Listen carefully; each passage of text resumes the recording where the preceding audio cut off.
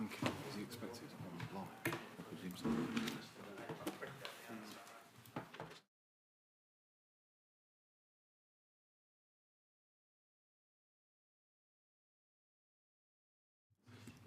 Okay, good morning everybody and welcome to day 4 of this public inquiry.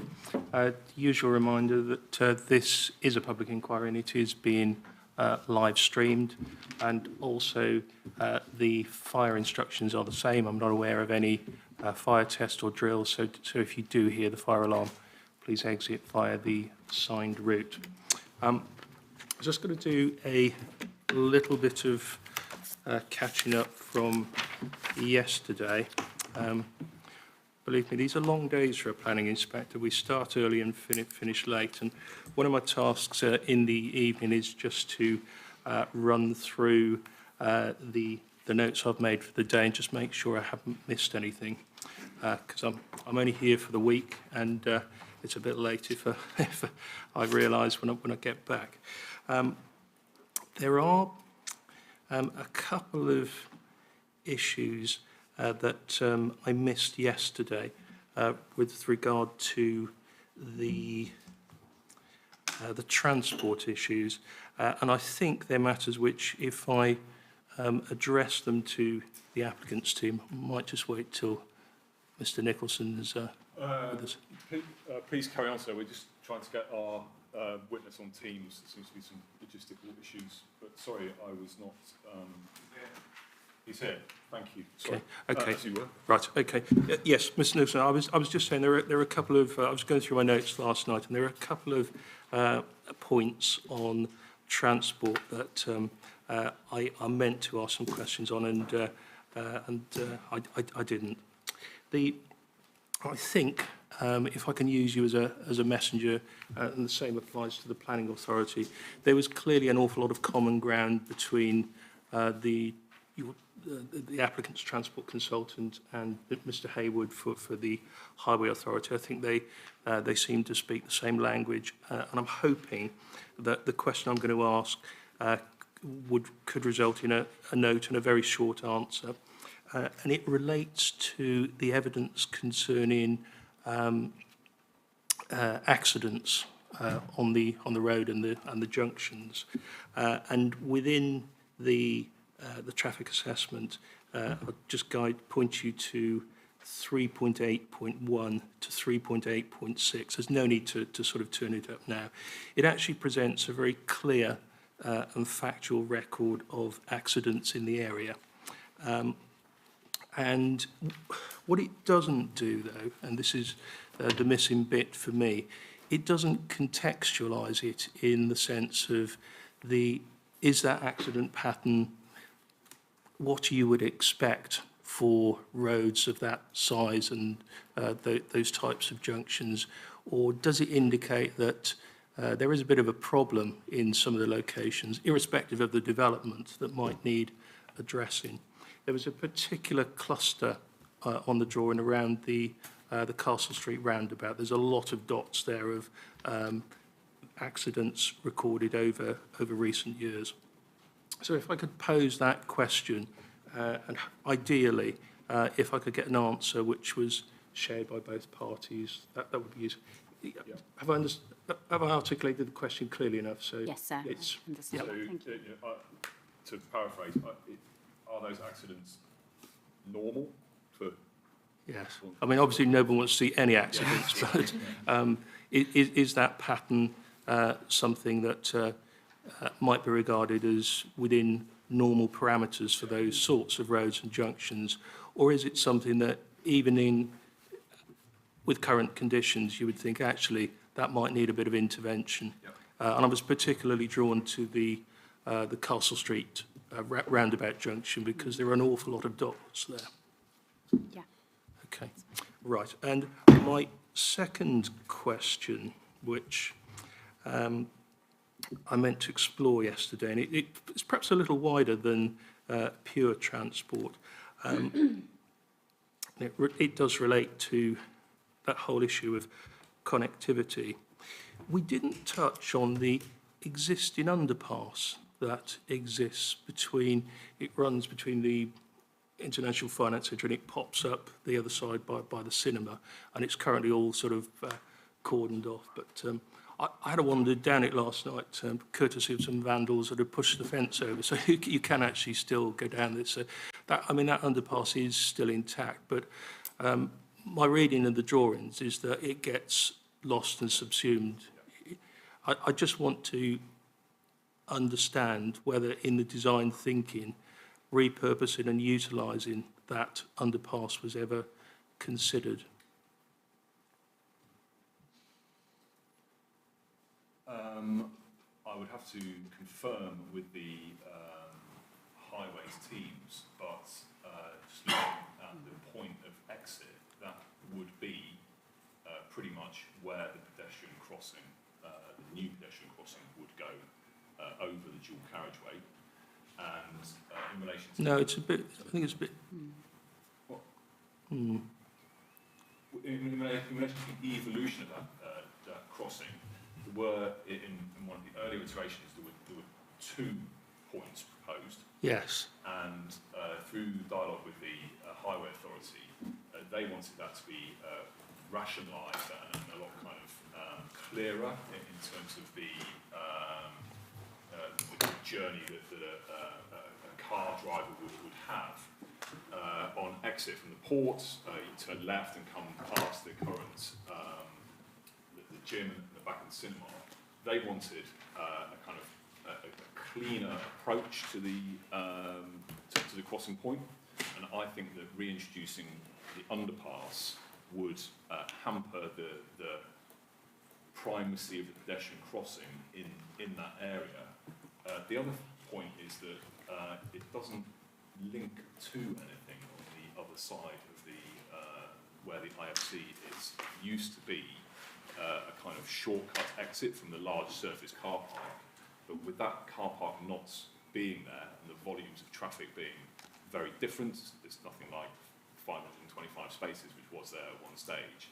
It's not needed in terms of rationalising the traffic flows, but I think I should check that. Okay. Well, it's just for the completeness of my report that I've clearly got to give a fair bit of commentary on this whole issue of connectivity between the town and the development, and I think it is an issue that I just need to understand, because I think people will look in on it and think, well, given the discussion we had about how difficult it is to cross the road, and understanding all the points made about the new crossing and how that will calm the traffic somewhat, there is an existing route under the road that could be used as a pedestrian access. I'm not suggesting as a vehicle access, but I need to understand the design thinking I need to explain that to the Minister. Is it something that you would like to sort of take away and put in a note? I will email Mr. Hyde from WSP right now, and we'll get it clarified as soon as possible. And similarly, if the planning authority's got any thoughts on that, welcome those. Yeah, I will reach out to Mr. Hayward as well, just to yes, that make would be him aware useful. this was clarified. I'm sorry it's slightly messy, but yeah, I hope you can appreciate there's a lot to cover in these sessions, and it's only when you get out to them at the end of the day you think, oh, I wish I'd asked that. But hopefully you can give me a note on that. Mr. Viber.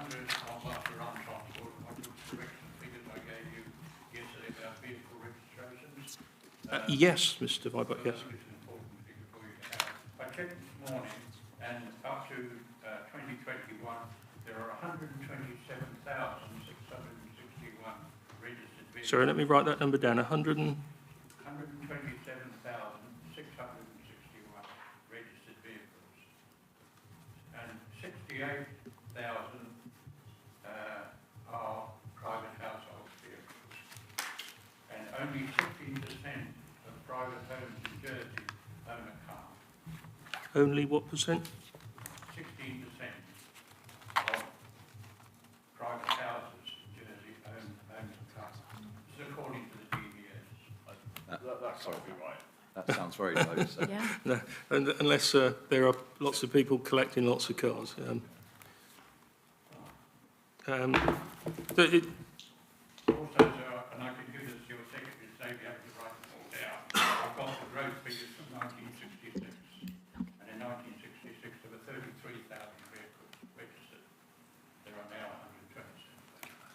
And these figures are from where?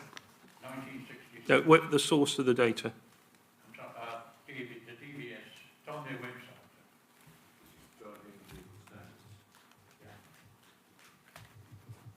Okay. Okay, well, I can... Figures with the secretary to pass on to you. I can take a look at that, okay. Right. Okay. Are there any other catch-up issues from yesterday? We've had a quick catch-up on a couple of things. Density notes is in production, so we should conclude that today. I think, if I might speak about a conversation we've had with Mr. Young this morning as well, hopefully a quite straightforward matter. We would like to clarify the determination routes for future reserve matters applications. Mr. Young has asked that that is clarified, and I think between us we are entirely happy to commit. Sorry, what does that mean? Essentially, I think Mr. Young is keen to avoid a situation where reserve matters applications are dealt with under delegated authority and somehow don't get duly given the prominence in the public's mind in the way that the outline application has. The department has a scheme of delegation which allows any application to be determined by officers unless, I think for two reasons, unless there are more than 6 representations, either for or against, in which case it is automatically escalated to the planning authority.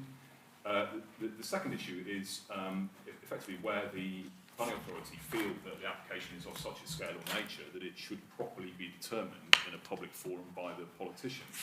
Now, having been a planning officer, I would absolutely think that even if the first criteria didn't apply, the second one definitely would. And I think Mr. Young was after some reassurance that there is no intention to somehow have the most lightweight planning process possible for the future reserve matters applications. We will be undertaking full consultation, pulling forward the work that's been done over several years in relation to engagement. I have had a brief conversation with the planning authority and I can't see that there is any intention to do anything other than pass the applications to the planning committee. So we're happy to formalise that in a note for the benefit of Mr. Young and the public, or it can be taken as on the record in this inquiry. Yes, but clear and all understood, and that makes good sense. But of course, the applicant can't obligate the planning authority to. Mr. Young has asked us to he asked me my thoughts. He's asked the planning authority their thoughts. Yeah, and thank you for that that indication, John, Mr. Nicholson, that you'd be comfortable with that. We can deal with it tomorrow. Yeah, there is a protocol in place. I think it actually lies with the chief officer to determine the method for determination. So we can have a further discussion on that tomorrow. But that's Okay. helpful. Thank you. And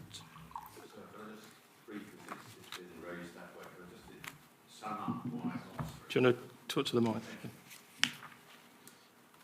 So I gave notice to both sides this morning that when we get to tomorrow's session, I would be asking for this. I think a formal statement would be made, and I think the trigger for it was I think it was mentioned on the Jersey Architectural Commission's report, particularly, but it was only in relation to landscaping and a greening, if you like, of the area. They said that they thought because it relied upon conditions, that therefore there should be a governance statement. They referred to it as a governance statement. I interpreted that to mean if this application is approved, how the downstream decisions, which are very, very, in fact, I think of overriding importance here in this huge application, are going to be dealt with procedurally by the planning authority. So though I spoke to both sides, I do absolutely agree that it's entirely a matter really for the planning authority. And I gave notice this morning because obviously they may wish to consult with their authority and indeed the minister you know, I don't think I've ever seen an application where because we've got this, it's in principle, it is, we've got these codes and parameters which are asked to be approved, and we're going to get clarity about what documents are approved and what are not. But nonetheless, the whole scheme relies entirely on downstream decisions. And that's why I think for the public to know exactly how those applications are going to be dealt with, whether they are reserve matter applications to clear reserve matters, or whether they are changes to the scheme that require a full new application, which might be so in some cases where the parameters can't accommodate the scheme. I think we ought to have the clarity about that, because this is going to be, if this framework goes, it'll be for 12 years. Thank you, sir. Okay, points well made, and we'll pick that up a little further tomorrow. I've just remembered another roundup issue, a request, and I'm not whether Mr Nicholson or Mr Johnson picks this up. There's been a lot of references to the Horizon development, understandably. It would be useful if you could direct me to the relevant planning permission or permissions. I'm not sure if there are one or more. I really just need the reference numbers, and I will just take a look at that. So, is it a number of permissions? There are, yes, in my recollection, at least 2. I have a funny feeling that the first one actually predates the planning register. And so the original decision might not be available online. The follow-up, which I recall was a renewal to extend the life of that's certainly his. My recollection is that has all the key drawings on it. So I'll forward those links to the planning authority team and the programme officer. That would be very helpful. Thank you. Okay. Right. Could I just raise one other... Of course you can, Ms Johnson. A piece of homework that you gave us on day 1 in terms of the UK case law. I just wanted to clarify the UK case law, the case of Crystal Property London versus London Borough of Hackney.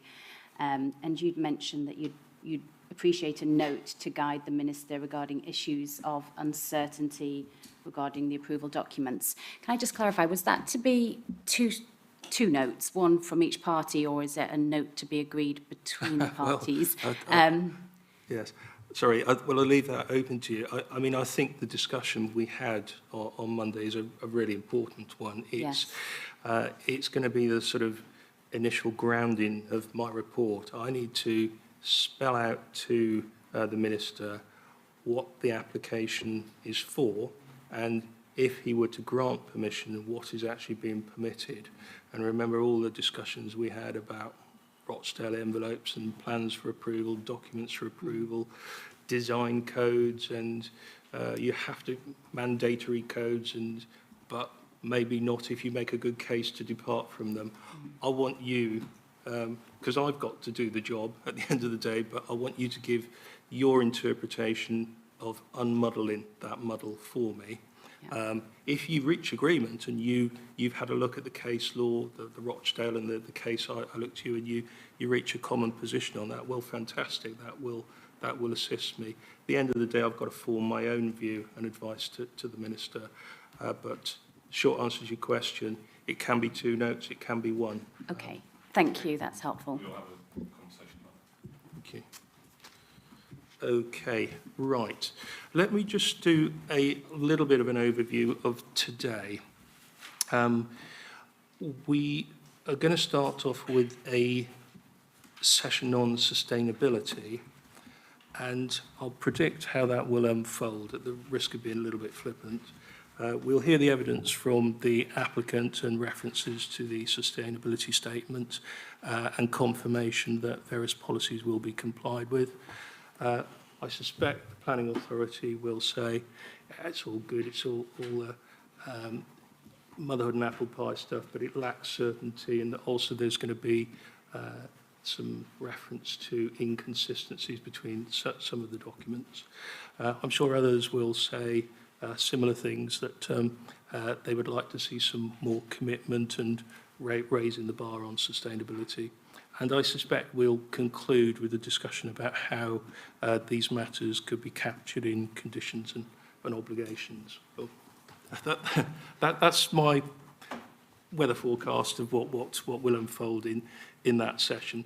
And I say that not to be flippant, but just because I want you to understand that I have read what's been submitted. I've read the applicant's submissions on sustainability. I've read the planning authority's responses. I've read others' views on it.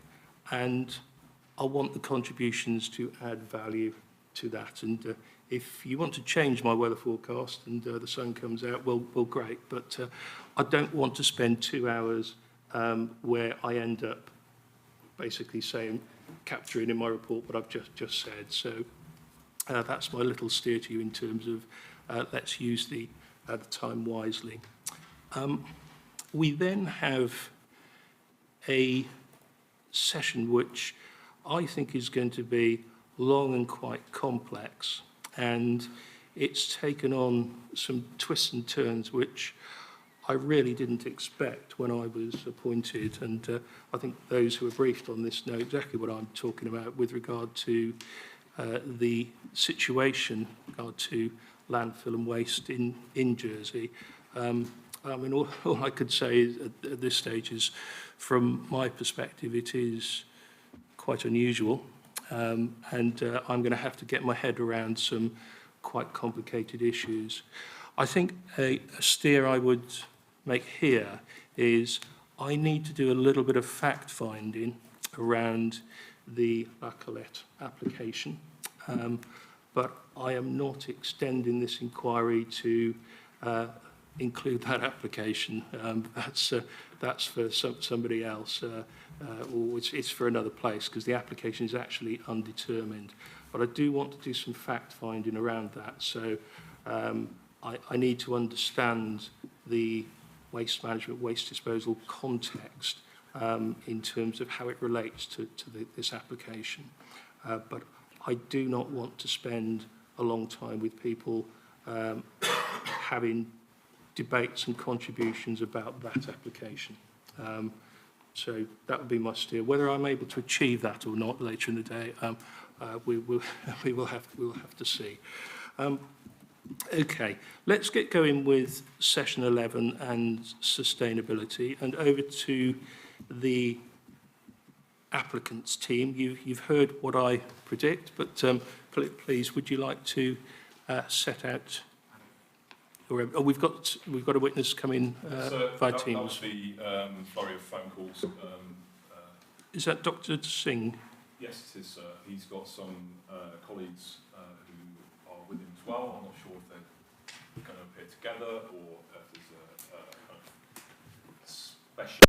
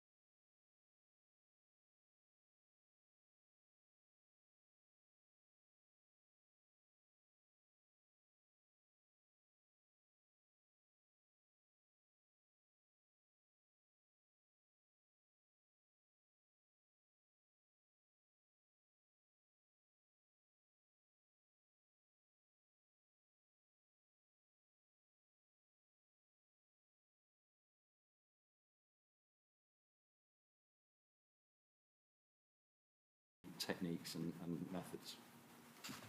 Thank you. Could I just ask you about BREEAM? Because I know sustainability is much bigger than BREEAM, and BREEAM is not without its critics, but it is referenced in policy. There's a policy requirement for it.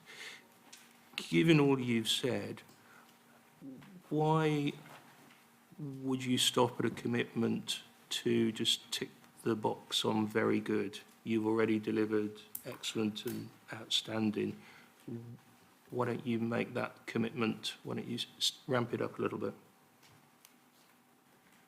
I think I think that's a very fair point, sir. If we have, I think the commitment is at least very good. At least very good. Yeah. Sorry, coming across. I think this links back to the task we are given is to demonstrate compliance in this forum with the Island Plan policies. Yes. So the question might equally be put to perhaps not the gathered members today, but the politicians and policymakers who wrote this. If a higher target was realistic and achievable, it should be the policy position. I think is fair that it does say a minimum, but from my perspective, reading the policies. Yeah, but you can understand in terms of the complex report and assessment I've got to produce for the Minister, Yeah. that ticking a box is one thing, but ticking a box with great gusto and exceeding it is absolutely wins you some brownie points. I think the BREEAM considerations relate to the non-residential elements of the scheme, and in particular the office buildings, and the position that Mr. Henry outlined previously is evidenced by the kind of live case study of the buildings, the three which appear on site now. So why would you do less? Yeah. Well, they have been exemplars in relation to BREEAM. Again, we need to link we absolutely don't want to undersell what the scheme is all about, and the position that's been achieved in relation to the existing IFC buildings is the benchmark that the applicant will be striving for. It is above the benchmark that the regulators require. Okay. So if it would help, and I don't know, I'll be told we can't do this, but if there is a suggestion from yourself that we can improve upon the commitment given to date, I would be happy to do so, sir. There's a lot of discussions going on about other commitments that go beyond the position in the Island Plan. There's conversations going on about biodiversity net gain, where the conversation in the room has been taken into a direct dialogue between the natural environment team and our ecological team, and the applicant across the board will do whatever they can to exceed the obligations of a relatively new, brand new plan. It's just over a year old, and is articulating the up-to-date position of the regulator, which we are striving to achieve way beyond in many regards. Sustainable travel, ecology, BREEAM. There's a very good list of exceedances that we will strive to deliver. Okay, thank you. Have we lost Dr. Singh? 2 seconds, I'm just Sorry. I'll give you about 2 minutes. Yeah. Is he still listening in? It's all through Delta, I'm afraid. We don't have that. He is still there, yes. Okay. Well, I just wanted to check if he had anything to add to what he'd heard from you. I think if you can still hear us, there are a whole kind of plethora of sustainability acronyms that are being discussed. We've spoken about LETI, BREEAM, etc., and I'm just getting some messages here. I think it would be useful if there could be an overview of the work that is being done in relation to the sustainability credentials of the application. This is not a we'll deal with it because the island plan requires it. This work is all going on. So, if Delta can dial everyone in, please. Can we have the Teams link? Yep.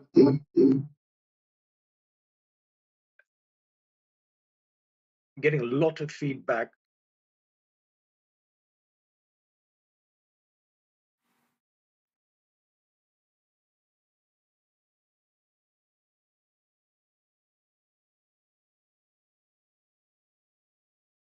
Sorry, can I speak? Just now. Because I can't hear the room at the moment.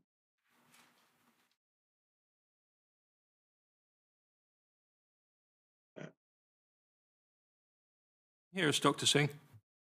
Oh, yes, now I can. Apologies, Chair. We're having technical issues.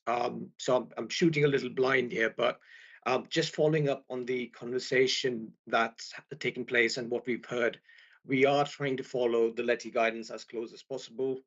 We would also try to refine the overheating once the detailed design picks up, because we do have significant uplifts that have come in terms of policy towards overheating, which will work on getting the ventilation just right in order to provide natural ventilation for the apartments. And with regards to BREEAM, we're already, I think, as part of our base strategy, we are targeting the key elements of materials, energy, waste, and water as part of our framework for the project. So those are the key elements that will help drive the sustainable measures across. Thank you. I'm just going to ask the Planning Authority officers if they've got any comments or questions on what they've heard.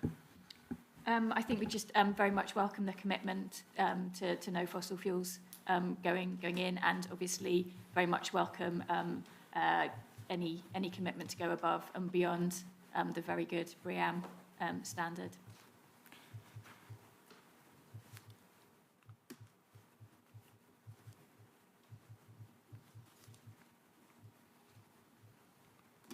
Okay, before I open it to the public, could I just ask Ms. Johnson, in your proof, you raised some queries about air source heat pumps, didn't you? Do you want to pick that up, or has it been resolved? No, it would be helpful just to try and resolve it, actually. And it's really a matter from the perspective of understanding maximum heights and is all the rooftop infrastructure that will be required accounted for in the parameter plans. So the sustainability statement clearly states that every residential building will have rooftop level air source heat pumps. That isn't shown on every residential building. So it was to really understand what is the position with that, and if they're not going to be on the top of every building, where will they be accommodated? As I understand it, they need to have a drawer of air.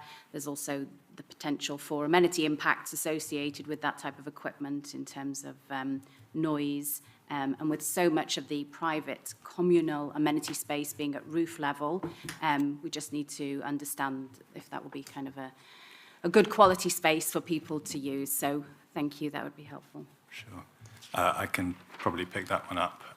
So this is something that came out of, I think, our review of building heights and making sure that we didn't have any plant that was breaching that 8-storey limit. So in some cases there was areas that were proposed for air source heat pumps that were then removed from the 8th stories. It's something that we reviewed with Waterman's M&E team, and they were content that there would be solutions to deal with that within the detailed design of the buildings, and to make that work within the maximum extents parameters that we now have. It is something that would need to be worked through at detailed design, but the commitment is there that all buildings will be using air source heat pumps, and that will take place within the maximum parameters. In terms of the impact on amenity space, we have the roof level amenity plan, which shows areas that are sort of dedicated for amenity space dedicated for plant and biodiverse roof, and we've made sure that those uses are kept separate, so that any impact from that plant would be minimal on amenity. Okay, so if we, just to help me be clear, crystal clear on this, the parameters plan entitled Podium, Private and Communal Amenity Space has coloration for the rooftops with blue boxes indicating where there will be roof plant, and for blocks E1, E2, D1, D2,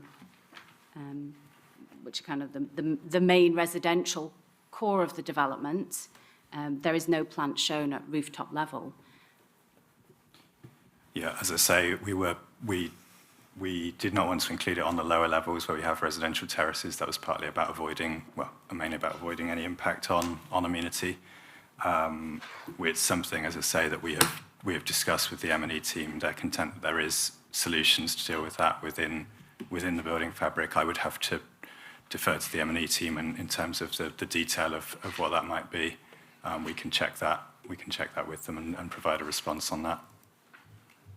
Okay, that would be helpful just to understand what the alternative option is if it's not on the rooftop level.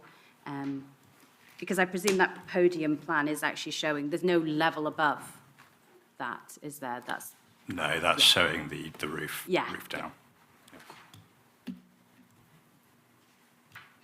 What drawing was that you were referring to? What was the drawing number? It's 003. Oh, no, sorry, 0021. The parameter plans, the podium, private and communal amenity space. Okay, thank you.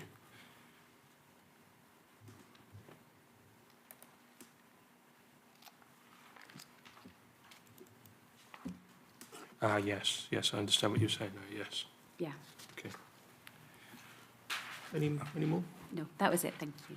Could I, sorry, just to pick up as well on some of the previous points, in terms of the sustainability targets and how that's kind of provided for in the design codes, there are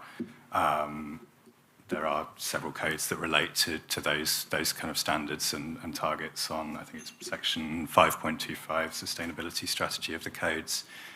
There's also some specific kind of design requirements in relation to things like glazing that are incorporated into the design codes.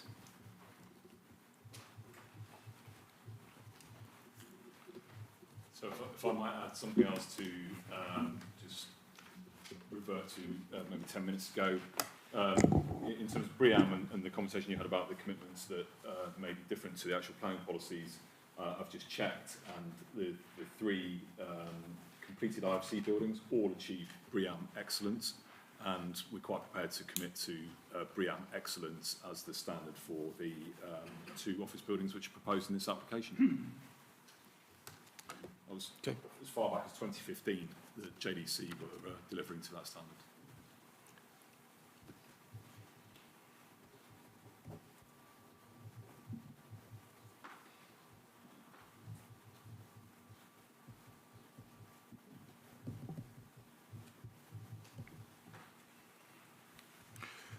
Okay.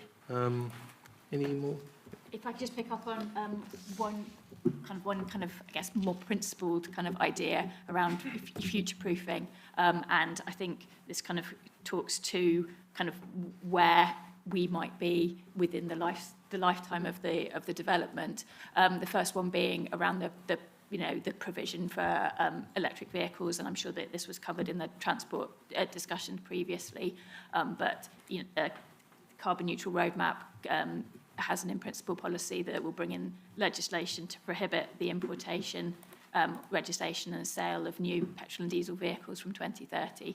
So within the lifetime of the development, we expect there to be a very significant transition. So it's just really around the charging infrastructure provision to meet the future makeup of the island's fleet.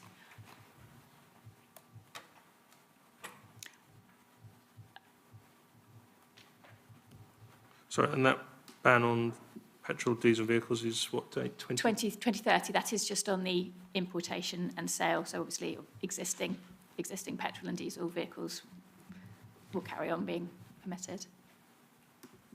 But based on Mr. Vibart's figures, we're still left with Yes, quite a lot. On that point, could I just make a clarification? I did just check on the DVS web pages on the data. It's the 16% of private households do not own. Ah, right. Yeah.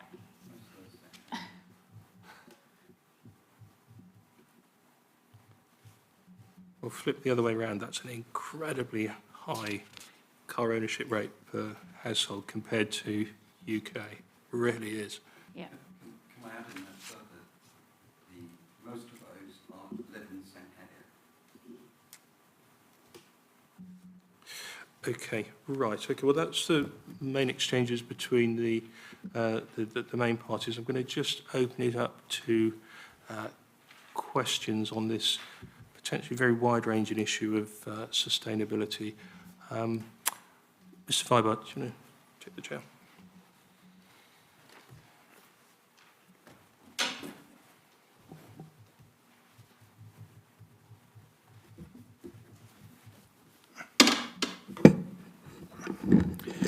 Thank you, sir.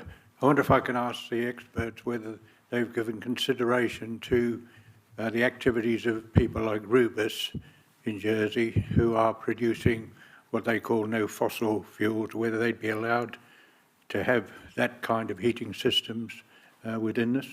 Is that not, or is it just limited to electricity? So I understand that you'll be, Mr. Vibart is referring to second generation renewable diesel. So it's a low carbon oil equivalent. So oil boilers can be converted, or you can purchase now to run off these low carbon fuel equivalents. The policy decision's not been taken on that as yet. Thank you.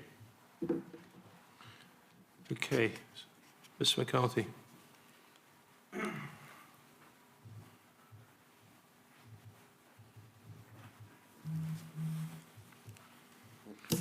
It's me again. We're crowded up with about half a dozen of us from the members of the public, so sorry it's me again. But I wish to, this area of sustainability is obviously an enormous subject, but is of enormous interest of the public, of all ages. And there is also a link between sustainability and energy poverty. And so that I'm trying to cover. The other aspect is that normally of a project of this scale, there normally is a planning performance agreement that sets out from day one, where it provides the, and this is good practice, provides the opportunity to allow the public to how they're going to participate. So they sit down and they said, this is how we want to participate throughout the whole process. And that is best practice. And I do remind the developer that their memorandum of agreement requires best practice and working with the people. So it's not just a case of a normal practice of consultation. And the subject of sustainability is the heart of this development. However, I applied through the normal process to speak at each of these sessions, and I would have then been supported, like the applicant is, with experts outside this room. But I haven't, it was never confirmed, so I am going to speak on my own without the support of specialists. So I'll do my best. I am an engineer, and I don't know from the planning department if any engineers have reviewed the energy and the BREEAM, and have they looked, is there any engineers from, are there any engineers in the planning department, or do they involve any consultants? No, we would normally deal with that at building control stage. Yeah. Well, this is the fundamental problem. So for the public, they don't have an engineer to represent them. However, I'm pleased to say that one good thing is that there's the Jersey Architecture Commission, and under the Waterfront development framework, it states the developer should work with them. Now, hopefully come up with an agreement of a solution together. And I hope the inspector will consider the Southwest Development Framework, which states that any statements and objections made by Jersey Architecture Commission is material consideration for rejection. And if he's not going to do that, I think it's only fair we should be told. So there is a documents, the reviews by Jersey Architectural Commission, and we're very lucky to have Chris Twin, who is one of the most internationally well-respected low-energy engineer in the world, who has reviewed this project and has rejected it. And I'm not going to repeat what he said. I'm going to let you off on that one, but it's worth reading. The other aspect is that we have to refer back to the island plan, as I was reminded last night. Yes, but how sound is that island plan regarding energy? All local authorities in the UK, by law, cannot even start preparing their island plan until they prepare their zero energy strategy, by law. And they prepare it, they work with the public, and a lot in there is things like flood risk, and then that, and where's the sewage going, and the whole system, and then that informs the island plan. So the island plan isn't sound strategy to help developers deliver low energy design. As a result, people lost their homes from flooding, and that is a consequence of climate change, but also it's a consequence of not holding water back before it falls into the reservoir and overspills and goes and floods their homes.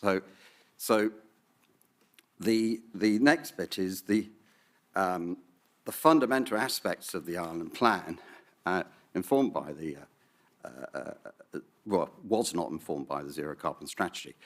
What is unique for Jersey and good for Jersey, they carried out a children's rights assessment of the island plan. So children's rights assessment of the island plan, which was not informed by a signed off zero carbon strategy. So those children were consulted on an island plan which was not informed by the zero carbon strategy, which is fundamentally important.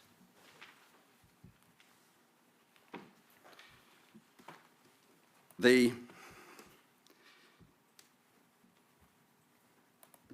issue now I'm going to drift is in the island plan, the draft island plan, which there was a sustainable environmental assessment carried out, which does cover energy.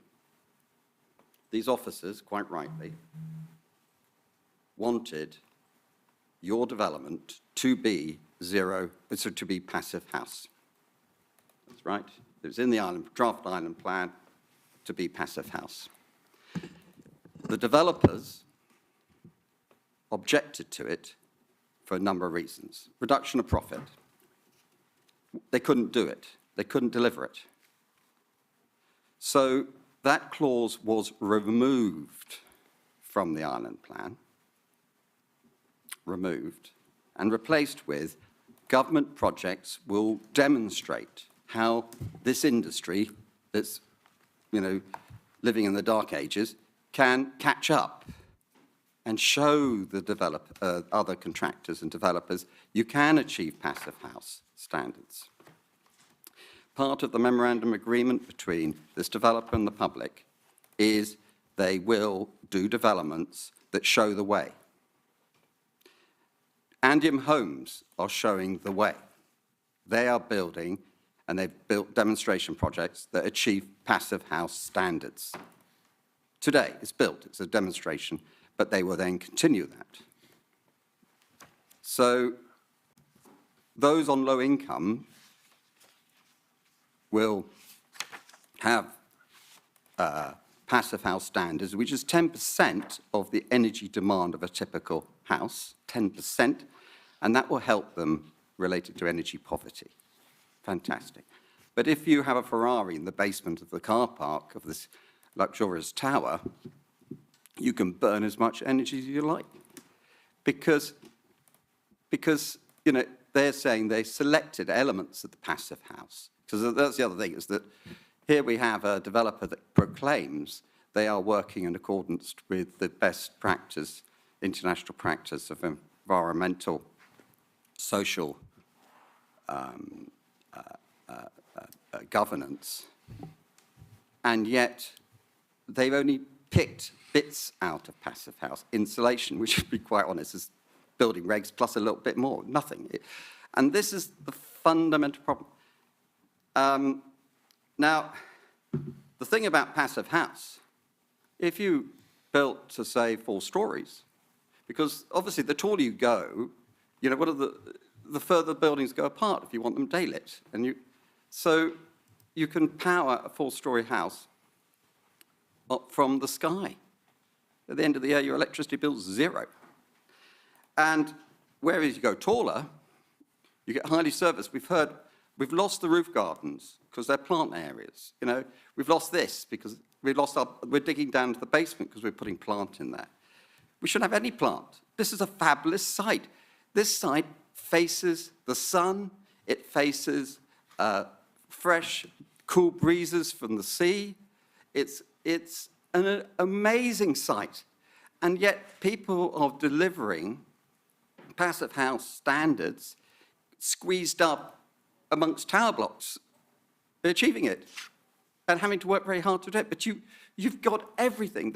So if somebody said to me, Chris, give me a site in the world, there it is. You've got it. All the buildings should be naturally ventilated. All the buildings should be daylit. All the buildings should be powered from the sun. No, but why?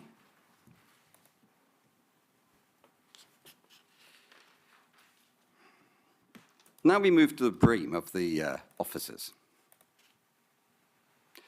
What amazes me, they made an application and got caught out because they said they would do BREEAM 3, you know, very good. Well, if I could help people with this subject of BREEAM, it's a table list and you can pick whatever you want out of it. So, and you get, you know, 5-star, 2, you know, 5, 3, you know, 5, 4, 3, 2, 1. Okay. So it's a 3-star. Okay. Now I have delivered not only BREEAM outstanding, I've delivered LEED, platinum around the world. I know what it takes. And as you go to the highest standards, everything's got to work really well. And it can be done. I've done 0 carbon housing. So you work hard at it. But the most important thing to achieve that is 2 things. The site. If I'm in the shadow of a tower or I'm crammed in a space where there's no natural ventilation and there's a lot of air pollution, then it's very, very difficult to achieve these standards. And it's very expensive to achieve those standards. But it's cheap as chips on this site. So don't tell me that, you know, it's not achievable. So we moved to the officers. So at this meeting, in 5 seconds, it flipped from being 3-star to what are we talking about? 2-star? I heard. Is it 2-star? Fine. At a flick of a switch, just like that. So how come? You know, why didn't they offer it in the first place? Because they tried to get away with it. But if it wasn't for this public inquiry, they would have got away with it. Now we move to 0 carbon. This is a major subject. And everybody's got a different view of what 0 carbon is. But what we've got to have up on the table is a viable project. It can be delivered. And to meet what the 0 carbon. Now, the 0 carbon isn't just the states. We have signed the Paris Agreement. That is legally binding agreement. Okay? That limits the amount of CO2 we can emit and how we got to reduce it. what is terribly important is that the zero carbon strategy developed, you normally look at, if you were the Isle of Wight, which is a good example, there's 3 subjects. There's obviously the energy you use, driving your car around, your heating on, your lights on. The next one is obviously where do you get your electricity from? And the next one is about importing cement. And I can't believe somebody said that somebody's come up with net zero cement, because it's using slag from a steelworks, which has used energy that's produced CO2. On average, when the swimming pool was demolished and all that concrete dug up, and the lorries then return, every second, there's 2 lorries of concrete going past, that's equivalent to a 3rd lorry going past full of coal being burnt. So don't demolish. This swimming pool is only 20 years old. It's only a third of its design life. So we've got to think terribly carefully. Now I'm going to talk about supply. This really worries me. The end of this year, Jersey doesn't get its electricity from Europe. It has a contract with France, EDF. Is that right? So not from Europe. We're totally dependent on the French. Well, we are. And we have to renegotiate. When we first negotiated the deal, which was, what, about 10 years ago, or was it 2009, France was exporting energy, electricity, right? Got to get export. Today, it's importing. Today, they have to reduce their electricity supply to all buildings by 40%. They don't have it. And they need, Renault wants every bit of green energy, doesn't it, to sell their cars. So if anybody really thinks that the outcome of this negotiation, we can have as much renewable energy as we like from France, I put a question mark over that. I put a second question mark over the facility where they start to consider the quantity of electricity being supplied to this island per capita.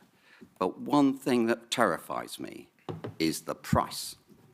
Presently, we pay less than a Frenchman does in St. Malo for their electricity. And that leads to a cost. So they're not, I'm hard to believe the French would allow us to have electricity cheaper than their own people. Mr. McCarthy, is quite interesting, Yes. but I'm No, not but I'm sure leading about it the to- relevance. You've now had 15 minutes, Yep, which okay. is longer than Dr. Singh Well, had. understood. As I said, I would have had my professionals, and I'm doing my very best without them. Well, But- Mr. McCarthy, your professionals haven't submitted No, statements of case or proofs of evidence. That's the way the inquiry works. Yes, but I would to support my proof of evidence. That was all. That was possible. Yeah, but anyway, Just I agree. carry on. And You want me to wrap up? No, So- Mr. McCarthy, I'm not going to fall out with you. I want to steer you back onto the island plan policies. That's what I'm here to assess. I had the discussion with the applicants and the planning authority. I understand sustainability is a very wide issue, and I understand you've got strong views on it, and including matters relating to energy supply from France. That is not going to feature in my report. Yes, The but- sustainability performance of the development is, and if you want to make a comment Yes, on and that, that's, please do. I will. So number one is, I think we'd all agree we should use as least amount of electricity as possible and not use the arguments coming from France. It doesn't matter how much we use, because that's a false promise. How do you reduce your electricity? You can allow daylight, no lights on during hours. That's an easy one. But if the buildings are very close, as they are, the only way you can overcome privacy is drawing your curtains, so the lights go on. So we need to make that link. The other aspect is as pointed out, a good portion of this whole development is facing the busy main road. So you can't open the windows. You will overheat because in the summer, because the sun rises in the northeast and sets in the northwest. And then you have to increase the floor-to-ceiling heights, as they're talking about dealing with high passive means. No, they're not, because it's got plant on the roof. It's mechanically ventilated. And I can guess where the affordable housing is going to end up. They're not going to be facing the beautiful views of Elizabeth Castle. They're going to be looking at a road. So they're going to pick up the bill. So I do want to make a link. And I know, again, I cut short, but please, this is government, this is islanders' land. So it's not just another development. This is our land. And the second aspect is it's our investment. And it's our investment in our people. So if we're serious about this, there's things I want to say is that please, would you take into consideration the viability of a project that's all electric, which could have been another scheme that's low-rised, where the electricity could be provided by the sky, the buildings are properly positioned and sited on the site so they're all day-lit, and we deal with the privacy. It's a total subject. But after this stage, what they're saying to us, give us this and we'll solve the problem because we'll send the bill to the occupier. But lastly, I will make one final statement about energy and supply.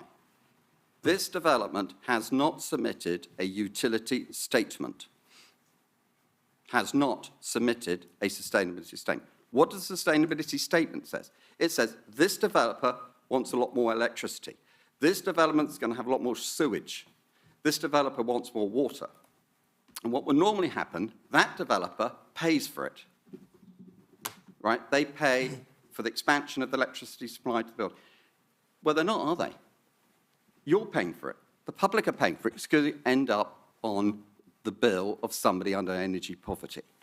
So I want to make a plea that it makes it a condition that all the necessary upgrading of utility servicing to this building and from this building are paid for from the profits made from this development and not paid for by the public on their energy bills and water bills, etc.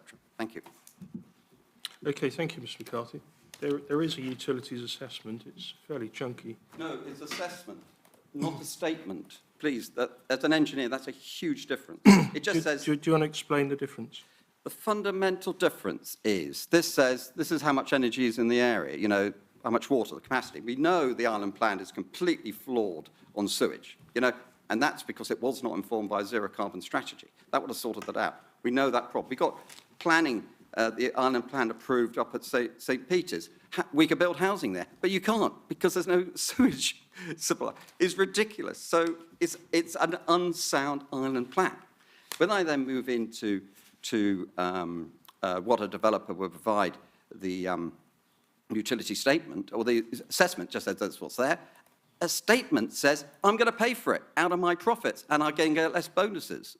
You know, that's what a statement says, and there are none, because they're going to put the bill onto two people, obviously in the utility bills, but Jersey people are 50% shareholders of Jersey Electricity Company, and it's going to come out of our dividend.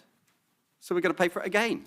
So plus, we've got this surge. So what you pay for when you get your electricity bill are two costs. The supply cost from France, which it could go up by 3, and we got an increase in the distribution costs because this development's asking us to pay for it. Okay, thank you. Is there anything the applicant wishes to respond on there? I'm not sure if the Teams link is still working, but I think there was a huge amount of information with the application. You pointed out the sustainability statement, the utilities assessment. These matters are coded for. I think most fundamentally, as per the discussions before the public questions, we have committed to meeting and, where possible, exceeding all the island plan requirements. The statement of government requirements is the island plan, and in the conversations we note that the government welcome our commitments.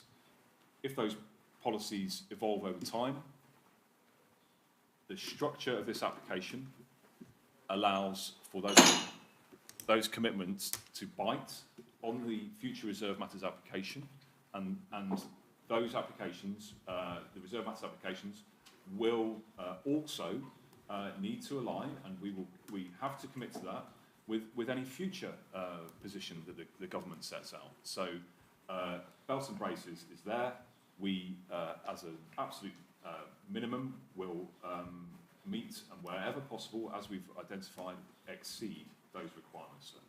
Thank you. And what about on that last point on utilities?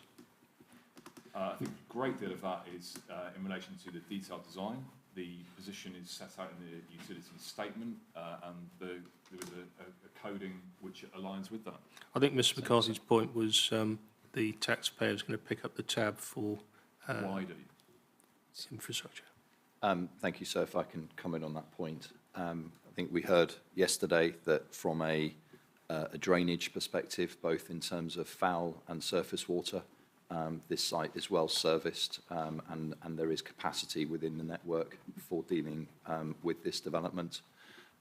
We have capacity within the and I think we have a statement from Jersey Water with regards to water resources. We have a commitment, and all developments need to deliver the appropriate electrical infrastructure associated with their schemes. So that includes both high voltage and low voltage for the development, connecting into the grid, all comes at the cost of the developer. So they are developer costs? So they are developer costs, sir. Yeah. Yes. Okay. I think we might just have a final comment from Dr. Singh as well, if still. Thank you, Chair. And what I'd like to add is that we are taking the best practice approach to ensuring that we utilize what we have in terms of natural resources by looking at the fabric first approach. Obviously, these are then refined during detailed design through dynamic simulation modeling to make sure that they are future climate change compliant. And these have to be demonstrated via natural ventilation first. The mechanical ventilation is due to the noise, and primarily we are also looking at ensuring that we get the best practice in terms of green building certification, and we're also looking for a biodiverse roof with some PV on there just to ensure there's some on-site balance maintained. Okay. Who else? Just a correction on this development for 1,000 homes, 3,000 people, it's a small town. Yeah, I thought it was 6,000 yesterday. No, it is if you've got 3,000 from here, the existing development, Castle Keys and the rest, and also it was down to build another 1,000 homes to replace Elizabeth Key. So Okay, well, carry on. That's an end case, okay? So crossing the road. But, which I don't 6,000. What I am saying is, what would normally be done and would be covered by a utility statement would be on electricity, for example, would be the supply from the power station, right to the power station, and any upgrading all the way. So, if Jersey has to lay another cable to France to supply the electricity to the island, that developer will be paying for that upgrade. That's what I'm getting to. But Okay, I understand the point. And that cost at the moment, Jersey JC has already spent £200 million on upgrading its infrastructure today in the last 10 years. It'd be interesting to find out if JDC have contributed anything to that £200 million upgrade. But then I'm not asking. Okay. Right. Any more questions? Could I just clarify something, sorry, in terms of what Dr. Singh had said in terms of rooftop photovoltaics, and it was actually something I mentioned in my proof and forgot to raise. It isn't shown on the parameter plans in terms of a spatial extent of where PV might go. There is no spare space on the rooftops. So just clarification, is it going to be the residential amenity areas that will be reduced to accommodate PV, or would it be the biodiverse roof I can areas? probably pick that up. Okay. I think the codes allow for PVs to be provided in combination with biodiverse roof, which is something that is done commonly. There are biodiverse roof systems that can be installed in conjunction with PV, and things like the urban greening factor score supports that combination. The biodiverse roof actually runs underneath the PV panels that would be on frames above that, and that's something that's picked up in the codes. Okay, and without wishing to sound like I'm obsessed with heights, the PV would be tilted. The maximum height parameters allow for the PV arrays to be tilted and installed. I'm not sure. I'd have to double check. I guess it would be a design matter with the PV, and yeah, I don't think it's included within the maximum extents, but they would be set back from the roof edges. Sorry, if I can just add to that. Mr. Con, if I'm correct, we've allowed 1.5 metres for lift overruns within the overall heights of the buildings. Yeah, and my understanding would be that the PV provision would fit within that 1.5 metre height. Correct on that. If you're having PVs on the roof, you need lift access to maintain the PVs. So the lift has to go beyond. You have to get out of the lift in 1.5 metres. And the only other aspect is I agree. One of the planning department, their objection to this whole ground application is a lack of information. I'm just a table that the not providing a utility statement is lack of information for consideration by the public. Okay.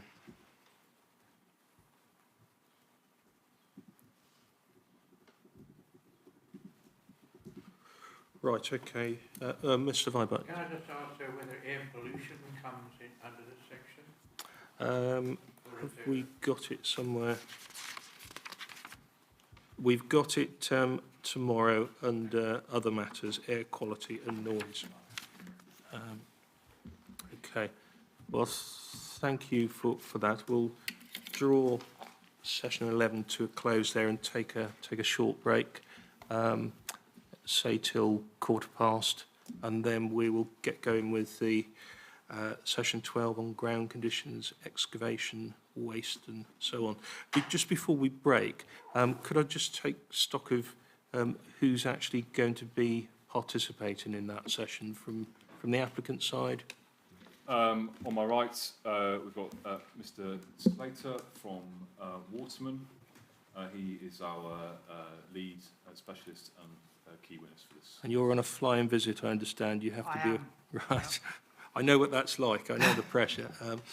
And from the planning authorities? So we have Mr. Ruddleston, who is sat over to my left here, who will deal with ground conditions, contamination and hydrogeology. We have Mr. Riv sat at the back, possibly Mr. Fovell. I think it's just Mr. Riv,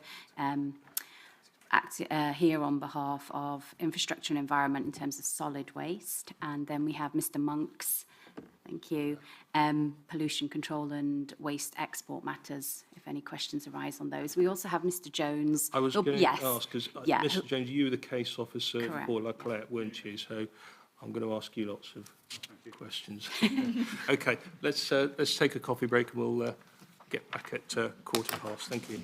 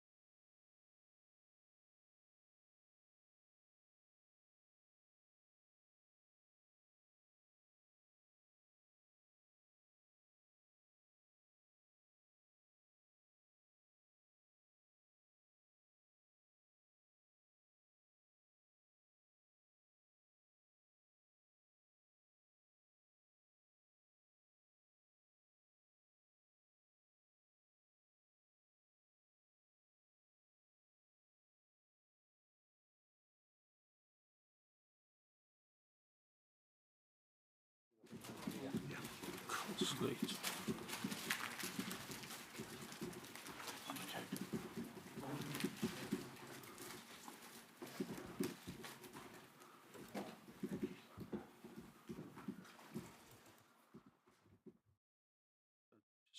I'll just get my papers together.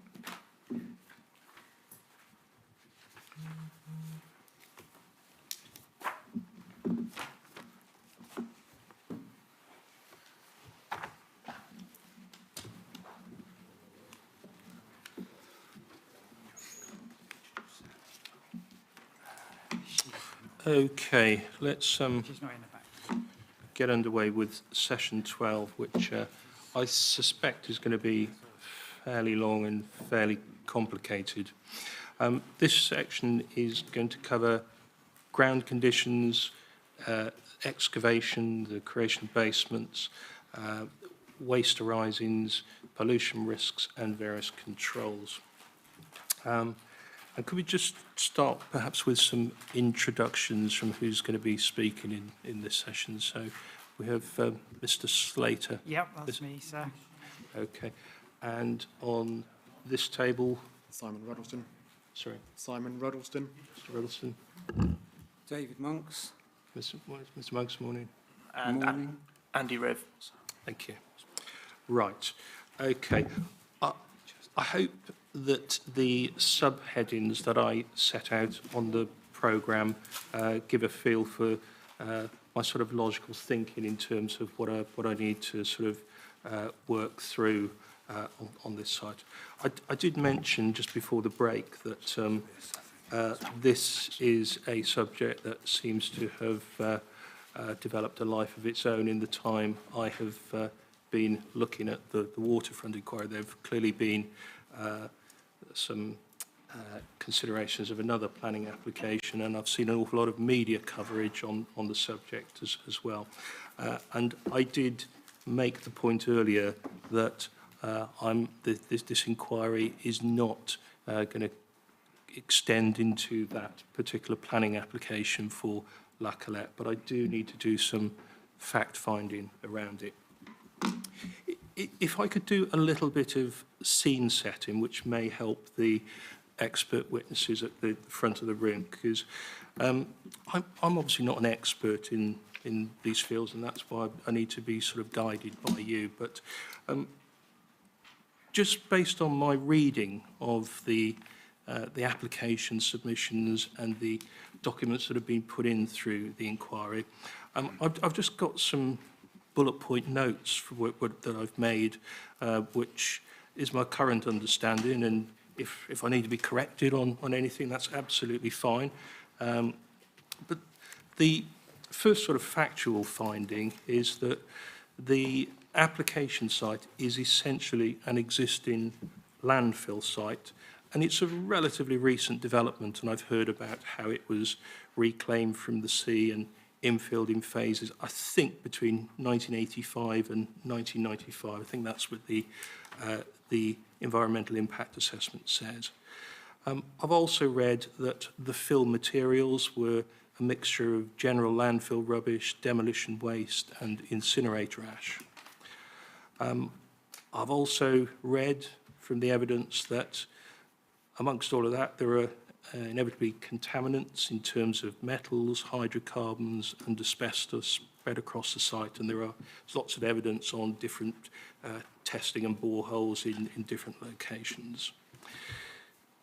My next sort of factual bullet point is the scheme that is before me, that seeks planning permission from the Minister, is premised on excavating large quantities of that landfill to construct primarily the basement areas for the car park, and they are clearly quite fundamental to the scheme, as Mr. Nicholson has explained. My next bullet point in my notes is that some quantities of the material that will be excavated will be reused either on-site or off-site, but there will nonetheless be a significant amount of residual waste requiring disposal, and some of that will be contaminated. And I'm sure we'll talk a lot about volumes and tonnages and whatever. My next sort of factual finding from my review is that, and I choose my words carefully, there appear to be significant issues concerning landfill void capacity in Jersey and the facilities to dispose of contaminated waste. And finally, based on what I've reviewed through the documents, there have been expressed concerns about pollution and contamination risks. And I am aware of a pollution incident and a prosecution in the past in relation to the Horizon development, which has been cited by a number of people. So that's been the summary of my homework in terms of all the reading that I've done. I just want to sort of look around the experts at the front just to say, have I missed anything major in terms of that high-level summary? Am I about right in terms of... I think that's a very good high-level summary, sir. Thank you. I agree. Yeah. Good, good. Okay, that it is comforting because it's quite a complex area, and I think what it tells me is that there's some very big issues to explore. Now, I think you should add to that the tide comes out of that area twice a day. So sorry, the tide comes into that land twice a day. So it's as often as that, is it? well, what I mean is yes. The material in it is subject, or has been certainly subject Okay. to changes over the tides that come in that area for the last three decades. Of course. Okay. And that's relevant to contamination, I think. We will explore that later. Okay. Well, okay. So I've done my document review. I've come up with those observations on what I'm reading. Now, just to build on that, I believe we've got, is it 2 statements of ground on this Yes, subject? They have been circulated previously.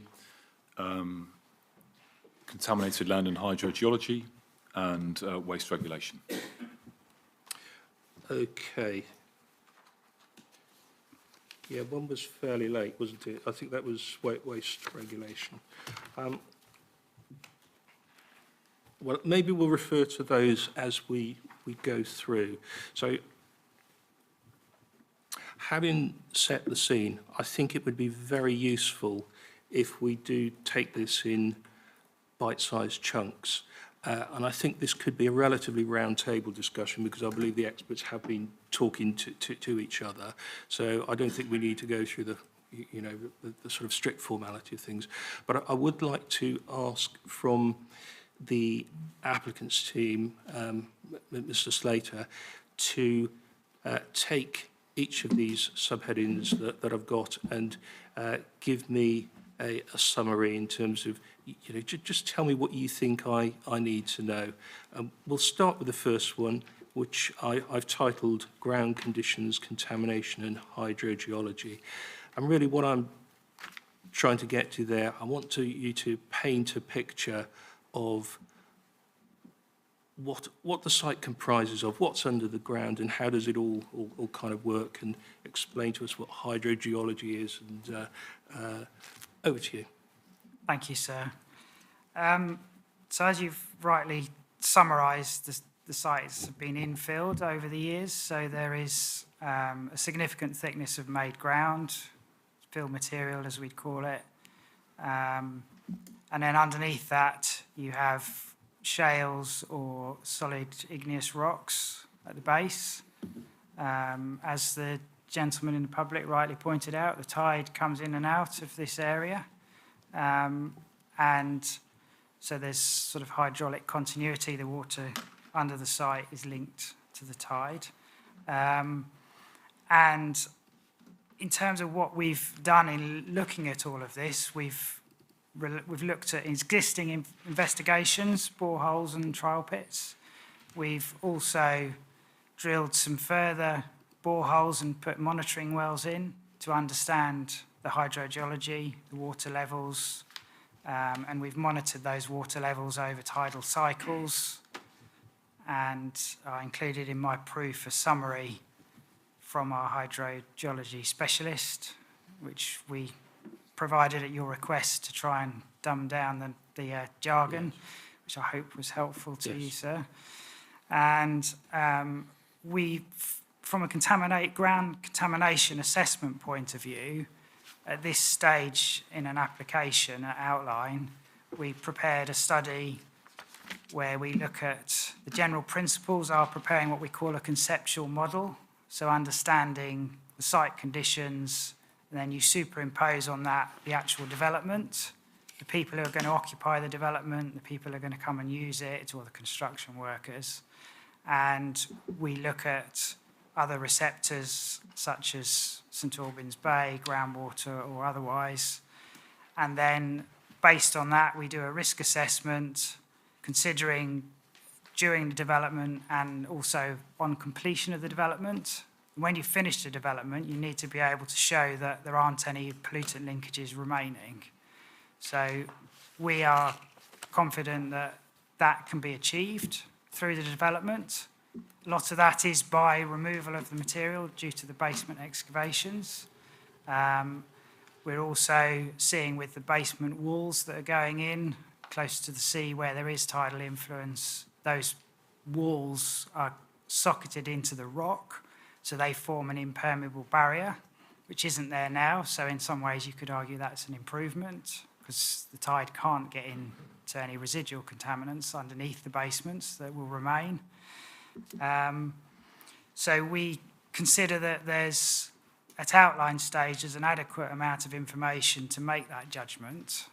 And what we've seen through statements of case, and we welcome, is having planning conditions in place on a phase-by-phase basis, so that what we recognise is there will be a need to do further investigation for each phase. You know, for example, you've got existing buildings which you couldn't drill boreholes through. So we can then do that further investigation.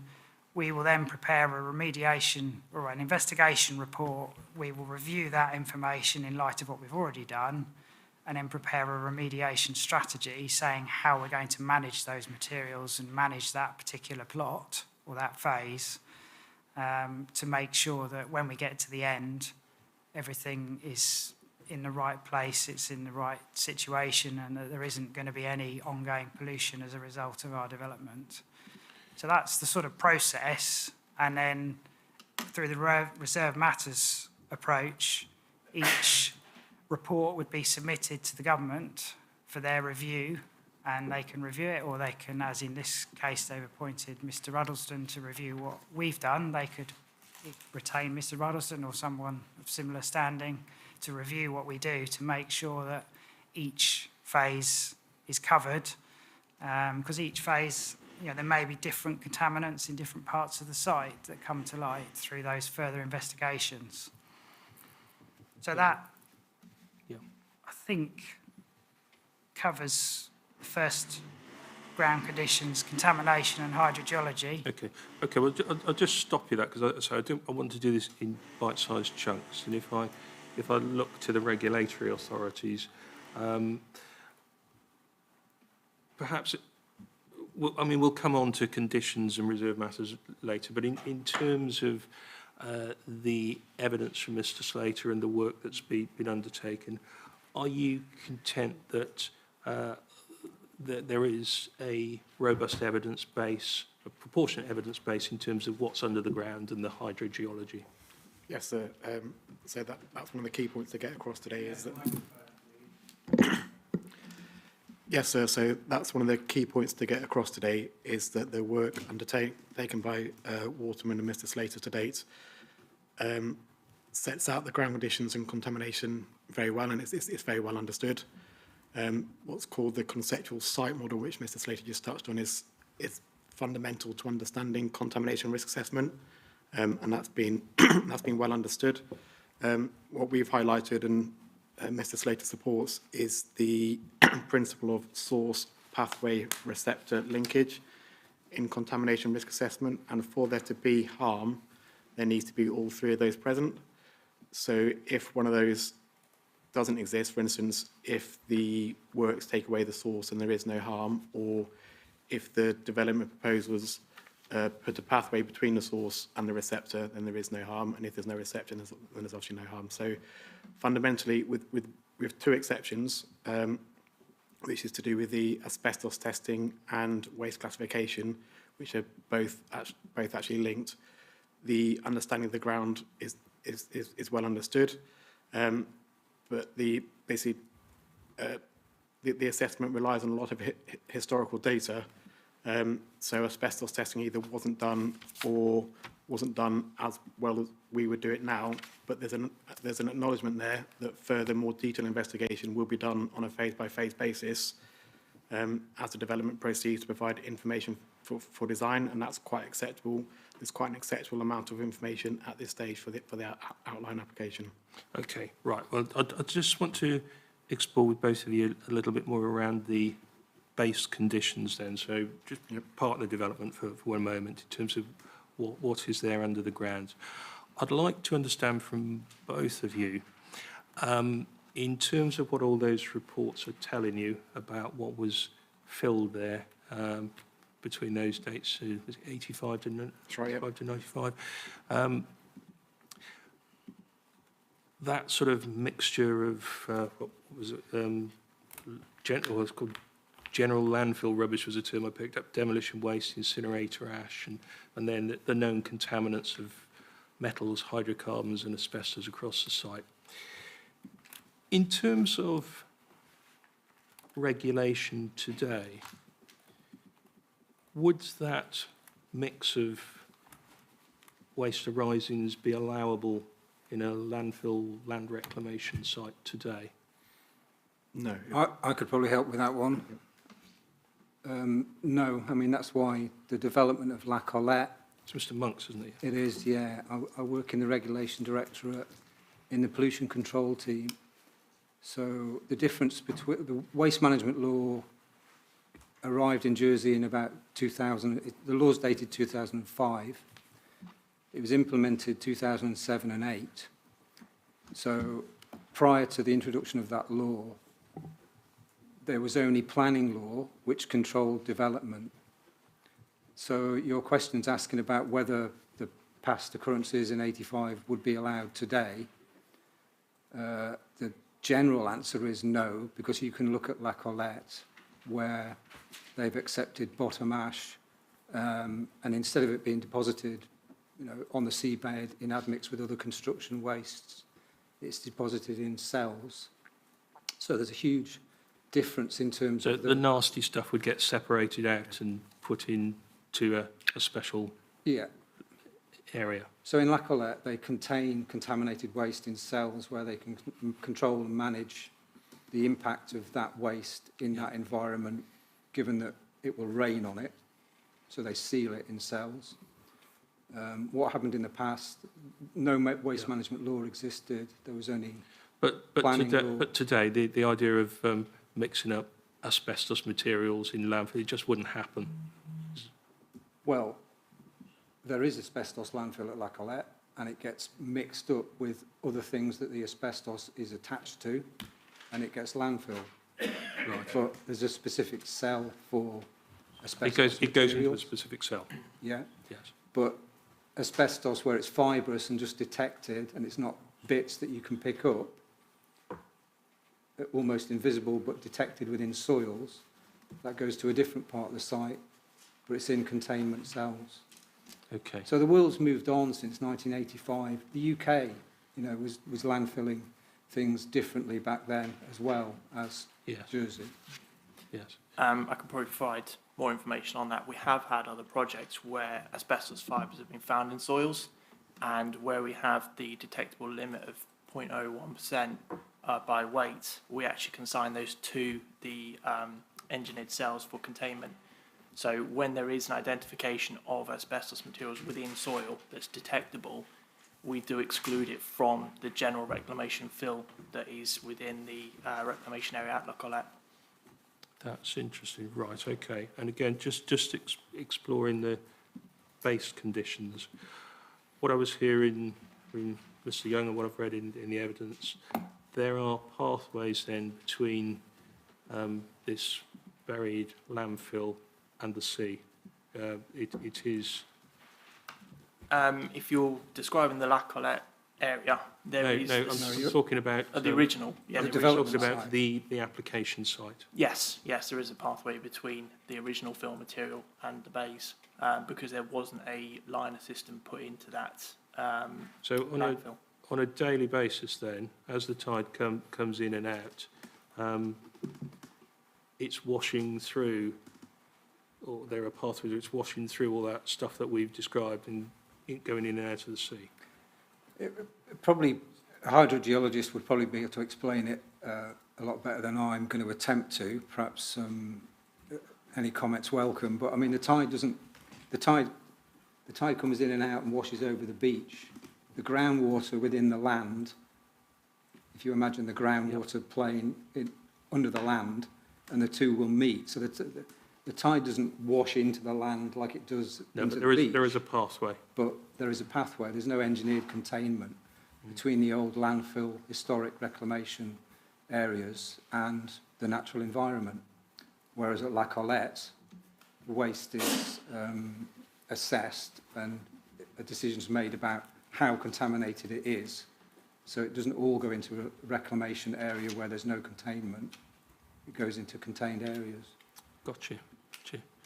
Okay, and another baseline condition question. Gases, methane gas. What is the situation there? There is a gas risk, isn't there? There is, a low gas risk. A low gas risk. Yeah. And this would arise from what organic material buried in that waste all those years ago? Yeah, although you tend to find of material of this age, a lot of that gas will have already been released. But yes, there is, and it's then links back to how you construct your development. So if you have a basement car park, for example, your concern is more about carbon monoxide from car fumes, and that is a much greater risk than any methane or carbon dioxide that come out of the ground. And you would have mechanical ventilation to deal with that. So therefore, that would probably not need gas protection measures because of the mechanical ventilation for the other reasons. Whereas if you have plant rooms or occupied spaces without that level of mechanical ventilation, then you may need to include a membrane in the gas-proof membrane, to surround that, to prevent that pathway. Okay, so jumping ahead a little bit to the development. So Yeah. I think what I'm hearing from you is gas, methane, and I assume radon as well is a manageable issue. It's not a showstopper in terms of a development. No. Right. Okay. And yeah, completely agree. Basically, it is there, but actually, the development proposals mitigate its presence. Yeah, the original reclamation site, 85 onwards, wasn't supposed to be taking material that had an organic content that would biodegrade and produce gas. Now, it will have taken some to an extent. That's probably why it's got to be considered as a risk. But it's nothing like a landfill. We don't have any in Jersey, in the UK, where you take biodegradable waste and you get huge quantities of gas being produced from an enormous great reaction of degradation of organic material. Yeah.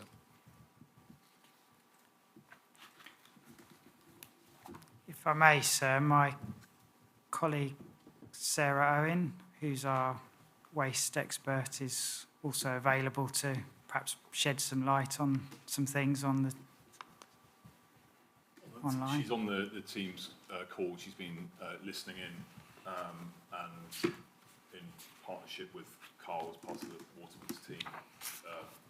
We can bring Sarah up on the screen just to get her presence in the room as necessary. Good morning. Can you hear me? Yes, I can. Can you hear me? Yes, we can hear you loud and clear. Thank you. I wasn't sure what were you going to add to what you've heard? Nothing at this point, I don't think, but I'm here if there are any particularly detailed questions on waste assessment in Jersey and in the UK for context. But I'll just stay in the background unless my colleagues call me in, or I think I can add anything, if that's okay, sir.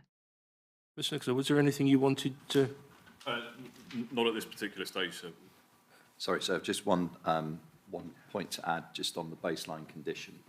The existing seawall on the site does contain a geotextile membrane on the landward side, and that prevents fines from the site from being washed into the bay, and therefore there would be a degree of protection with regards to the risk of contaminants being drawn from the site and into the bay. But the experts will be able to provide greater detail around that. But that is a base condition that exists presently, sir. Okay, so it isn't as a solid, complete membrane like you have at the cells at La Colette, so it doesn't provide that level of protection. But there is a membrane there to provide. Oh, right. Okay.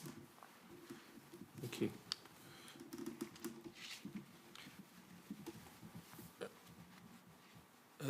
Okay. Now, that session that we had there, that short session, that was really about fact-finding and trying to capture in layman's terms what are a whole host of technical reports that made my head hurt when I was reading them. Apologies for that, sir. I apologise for that, sir. That's a common complaint. It's important stuff, and I'm glad that my summary conclusions are accurate, and you've helped me with those questions. I'll just see if there. I'd really, because this was factual and baseline, I don't want to open it up too much. But if there's a question related to that, okay, Mr. McCarthy, I think we're going to need to give you a mic from somewhere. There's a Roman there.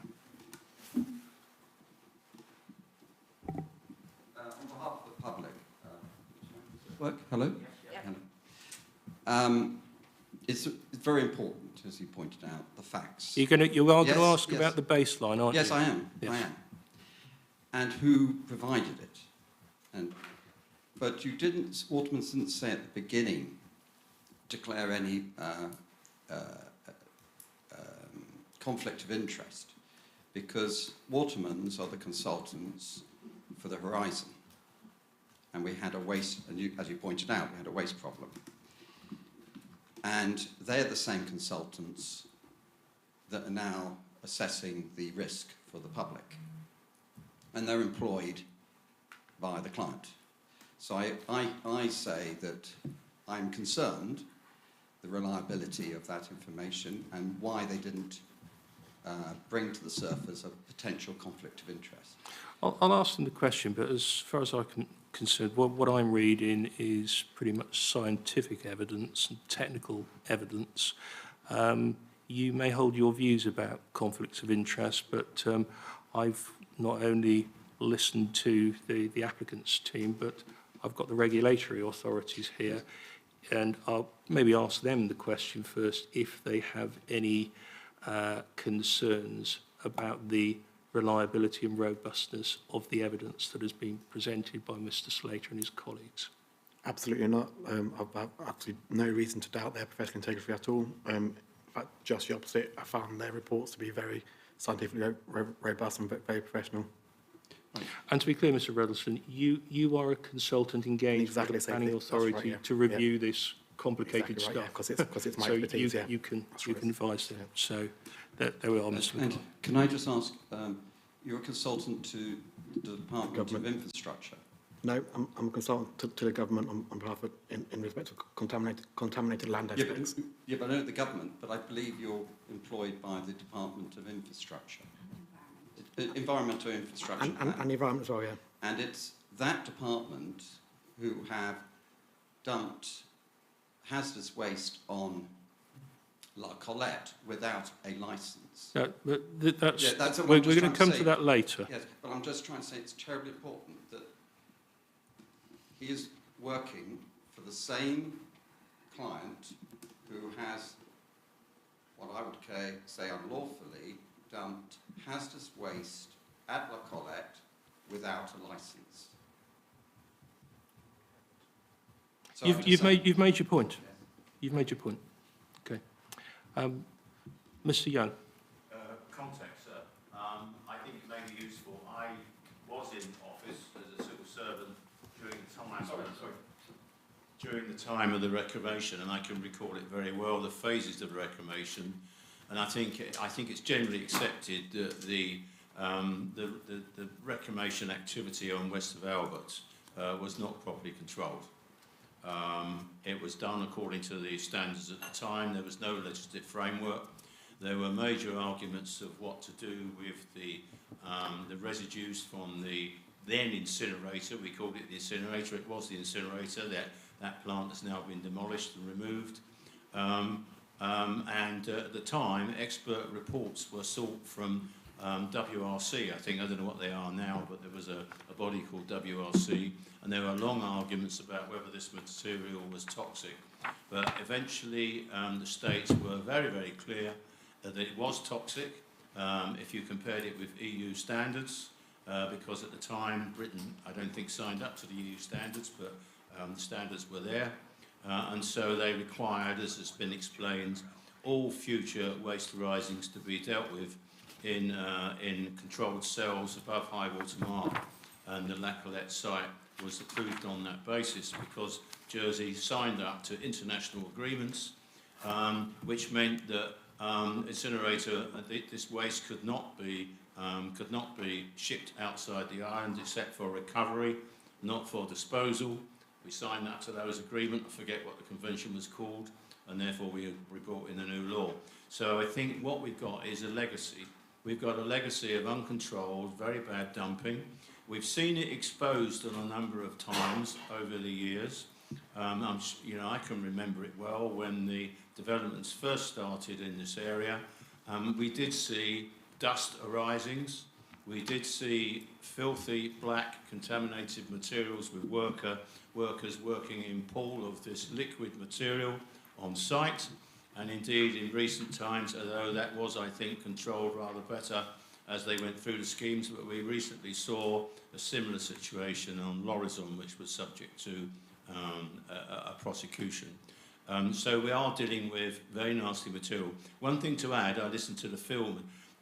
We used to walk around that site regularly, and I do recall that some pretty, it was so uncontrolled that even concrete sheds that were broken up, you will find those, I believe, in the middle of the site, because the concrete sheds, of course, were the ones that were put around the outside, but there were bits of them and whole ones left in there.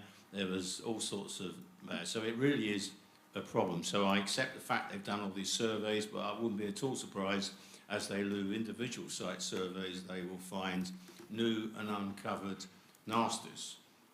So it was certainly, that's my reflection, sir, which I don't know if that is helpful to you. It may be for latest, that's context. For history, though, I do think it should be recognised that land reclamation in Jersey was really as a result of, what we were doing with our waste. The generation of waste resulted in the original incinerator. We've now got a much better plant, the EFW plant, but what to do with this waste? And so I don't think it was a case that we had this vision to fill in the land. This was done as a necessity as to what to do with the waste, and that's why it was done in phases. West of Albert 1, then we ran out, we had to do west of Albert 2, then we had to do La Colette, then we had to do superfilling. So I don't think this was a planned vision, because I was civil servant at the time trying to respond to this. This was a result of what to do with waste, which we've seen, and we've still got that problem, sir. So I think that's the context in which we're looking at. We've got a legacy which can't be legally sent outside the island unless it's for recovery, and we need to deal with it.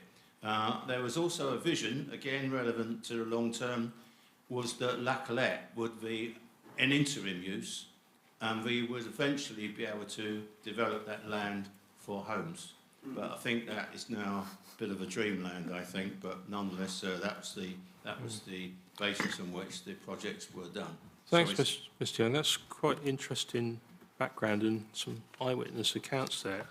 I think it does spark a question for me of the experts. I mean, when I read through all this complicated stuff, it did feel to me that there was actually quite a lot of testing and triangulation of what all of those results made. But I do think I should ask the question of you in terms of what Mr. Young has said, is that, I mean, obviously it's a bit like archaeology, isn't it? You know, you can dig a hole here, you can dig a hole there, but there's always the bits in between. And I suppose my question is there, what is the risk of it being, there being more nasties or worse issues than the surveys are so far indicating? Could there be pockets of something particularly nasty? That is always a possibility on any site like this. You could find pockets, small areas of contamination. The likelihood is it will be similar to what we've found already. It could be asbestos, it could be incinerator ash. There is always a chance there might be something else. Eyewitness accounts, in my experience, in my job, I remember working on a gasworks, and there was a gentleman there who had worked on that site, and he told me there was a fuel tank in a certain place. It wasn't shown on any plans, and lo and behold, he was right, and we dealt with it. So any anecdotal evidence that anyone can provide, you know, when we get to it, will be gratefully received, because it's all useful information.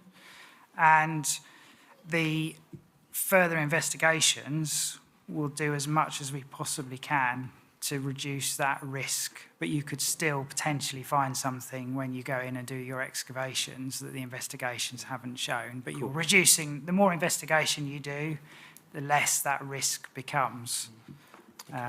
That's how it works. Okay, well that's been...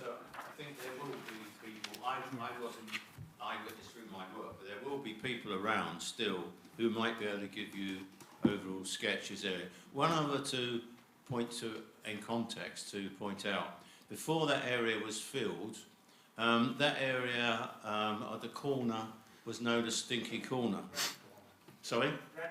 Was it? Rat's Corner. And the reason why is they never got to the bottom of it. There were constant problems with rat smells. Also, the premises on the corner, I can't remember what they were. Pardon? No, on the other side of the road, suffered from gas, and I think the general suspicion was that there were natural watercourses somewhere bringing polluted material into that area. I assume, but of course it was all culverted and what have you, but I don't think you can dismiss entirely that there might be some sort of flow through that area of original watercourses. Okay, well that's been really useful to... Can I just add to what John said? So we understand, it has every hazardous waste you could imagine in there. When you look at the list of the waste that harms people, it leads to cancer. When we talk about, just gloss over ash, we're talking ash of burning organic waste ash that links to cancer. We're talking about burning electrical cables, old cables. we're talking about fire protection material that leads to cancer. So I think what is important when we do look at the measurement, which is done, but there is another measurement which relates to waste tips, is there is a relationship between GPs and hospitals. No, Mr. McCarthy, there is a measurement. It is a measurement of the waste and the effect on human beings. And Jersey has a very high percentage of cancer. And we've got to discover why have we got more cancer than other places.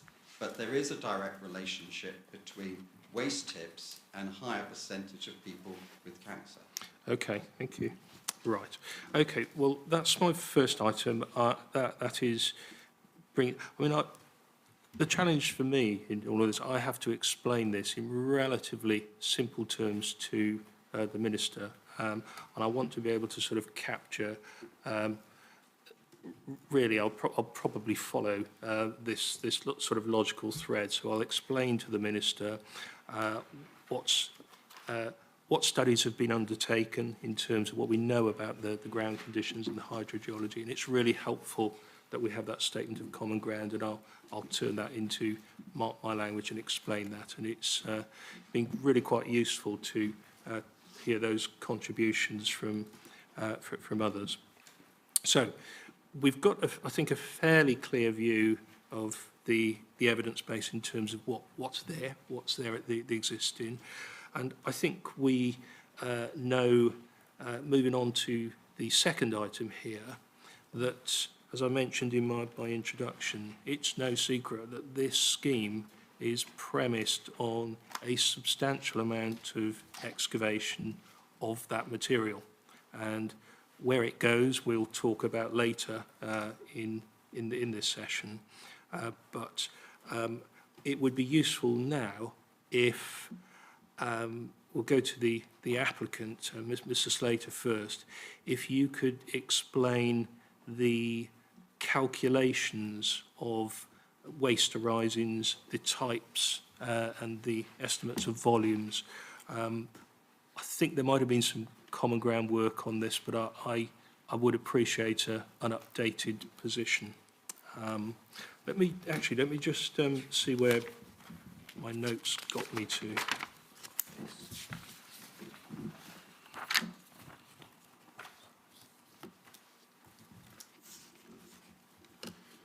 Yeah, I think I started in the environmental impact assessment. I've got a note of Appendix 13.2, and there's Table 1 and 2. I don't have them in front of me, but I'll probably get them up on my screen while we're talking. So could you talk me through the estimates of waste arisings? Yeah, so of course. So as you rightly said, the bulk of it is from basement excavations. So it is simply a question of looking at the area of the basement, the depth of the basement, including the level you're going to excavate to construct the basement. That, by simple calculation, gives you volumes. You do that for each basement. Mm-hmm. We've then also taken into account the fact that the buildings will be supported on piled foundations, so deep foundations. So they will also then go through the ground and produce arisings. Other than that, there are probably very small volumes of other excavations for services and things, but the bulk of the volume we've come up with. So if I refer you to my Table 1 on page 11 of my proof of evidence. Let me just get that.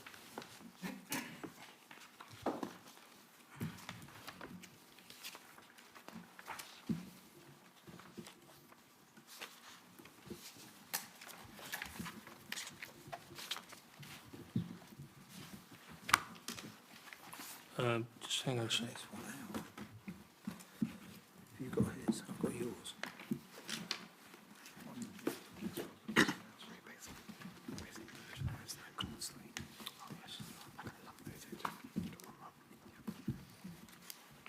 Yes, sorry, page 11, did you say? Yeah, table 1, summary of excavation waste and material use, reuse. Yes. So all those volumes quoted are in metres cubed. And so the estimate of 240,000 is the total volume that would be excavated. That's metres cubed? Yeah. Now, from our discussions with the government, with Mr. Reeve, there's a sort of, you could add 5 to 10% to that number, but, you know, it's of that order, is what I'm saying. Okay. And for the benefit of the public, I know they haven't got the table in front of them, but we've got a grand total of 240,000 cubic metres. Yep. For the benefit of the public, could you explain the breakdown of that and the terms oversize, hard, inert, non-hazardous and hazardous? What do they mean in layman's terms? So we engaged with a specialist remediation contractor called Keltbray, and they had a look through all the information, all the borehole logs, the test results, etc., and they gave us an opinion on the breakdown of the likely volumes of different types of materials. So oversize or hard is the sort of the gentleman in the public referred to maybe big lumps of concrete that you might find in the ground. It could be pieces of rock, masonry, things like that. Yep. It could include smaller particles of concrete. It could include stone, flint, gravel, things like that, that would be considered solid materials, bricks, those sorts of things. Then inert material would typically be soil, but it hasn't got contamination, it's not contaminated.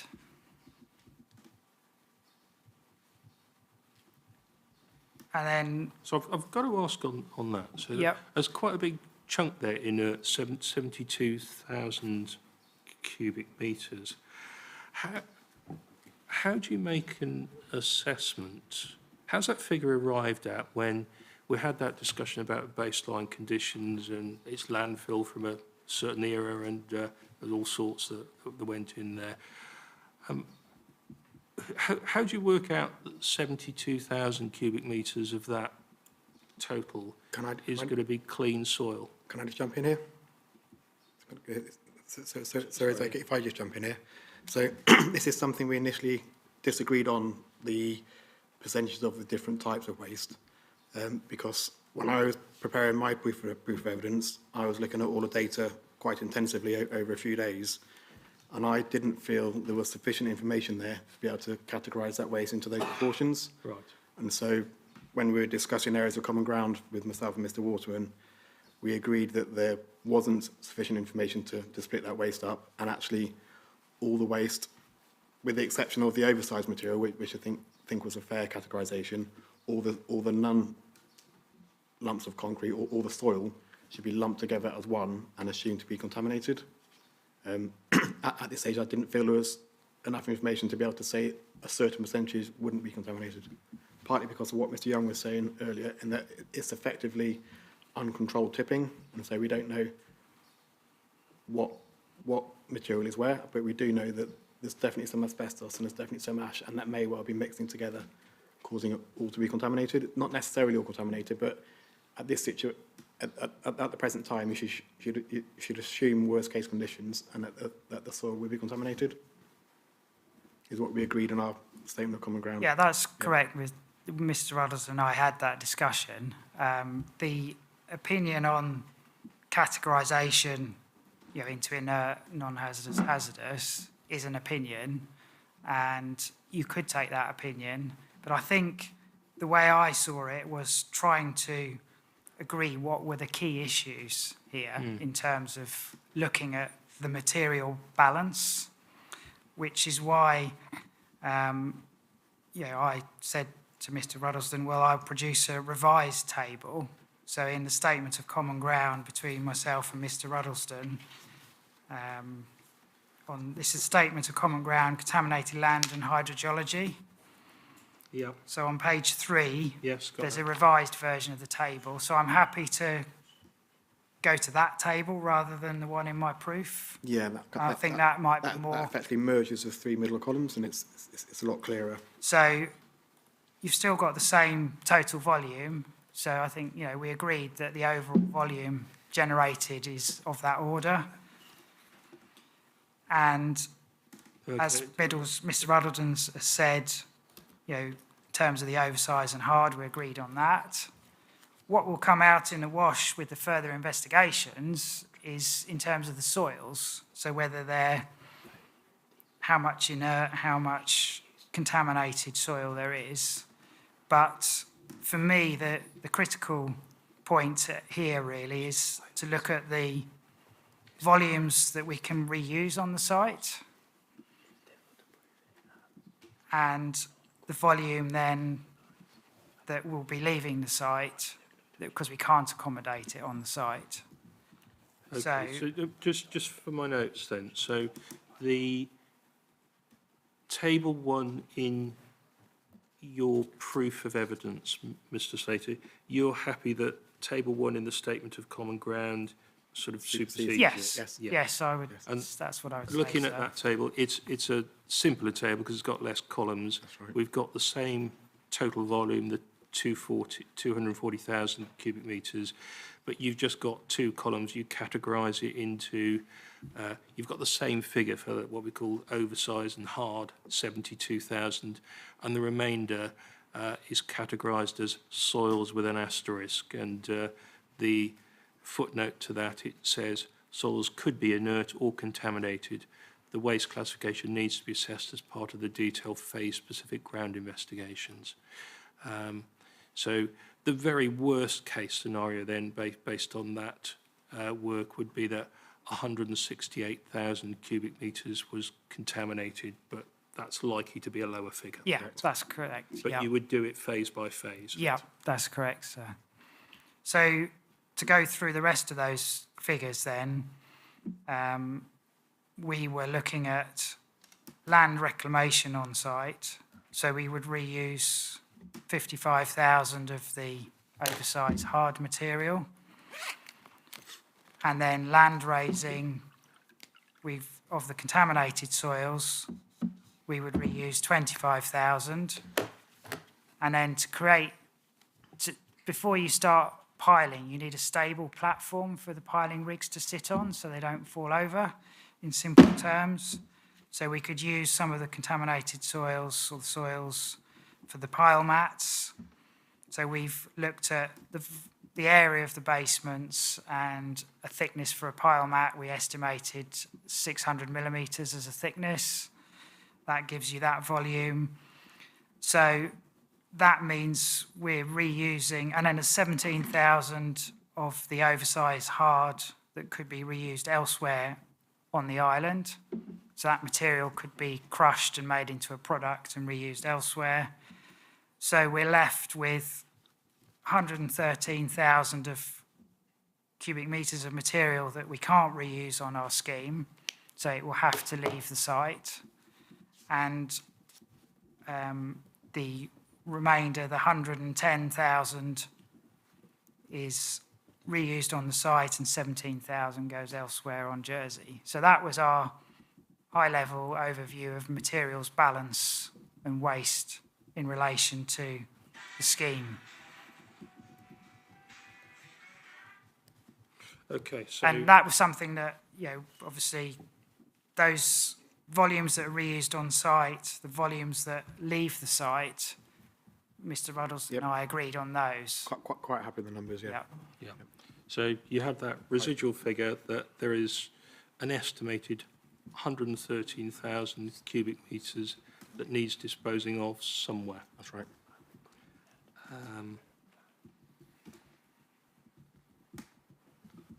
And is there a margin of error on that? Yeah, I mean, I think you can apply the 5 to 10%. 5 to 10% to all of those figures on the total, on the right-hand, far right-hand column. Could that be plus or minus? Yes. Yes, it could be, yeah. Plus or minus between 5 and 10%. Okay. Right. Sir, could I just ask a question on those figures in relation to pile mats and remaining on site? I know we're assuming it's all contaminated, the soils. I'm not entirely sure whether the pile mats can just remain on site. Is that? Yes, they can. So the idea with the pile mats, if the material was inert, then that obviously wouldn't be an issue. It could remain. Yeah. If it was contaminated soil, then we would envisage it would be stabilised with cement or lime. So then it would lock in any metal contamination, anything like that. So it couldn't then leach out. And obviously it also, any pile mat material would be contained within the footprint of the basement. And the basements all have piled walls, secant piled walls that then socket into the rock. Yeah. So effectively you're left with that pile mat is surrounded by a concrete wall. So if it's like a double whammy of stabilising it with cement and then surrounding it with a concrete wall. It's quite common practice and it's best practice. Thanks. Sorry, who was talking? I'm just saying that's quite common practice to keep the pile mats in situ and to treat them, and in this case it follows best practice. So they're unlikely to be an additional disposal burden? No, I mean, they're designed in such a way that they support the piling rigs in the temporary situation, but then they also form part of what we call the permanent works. So then the floor slabs can be constructed on top of them. Understand. Mr. Young. Have you got the mic?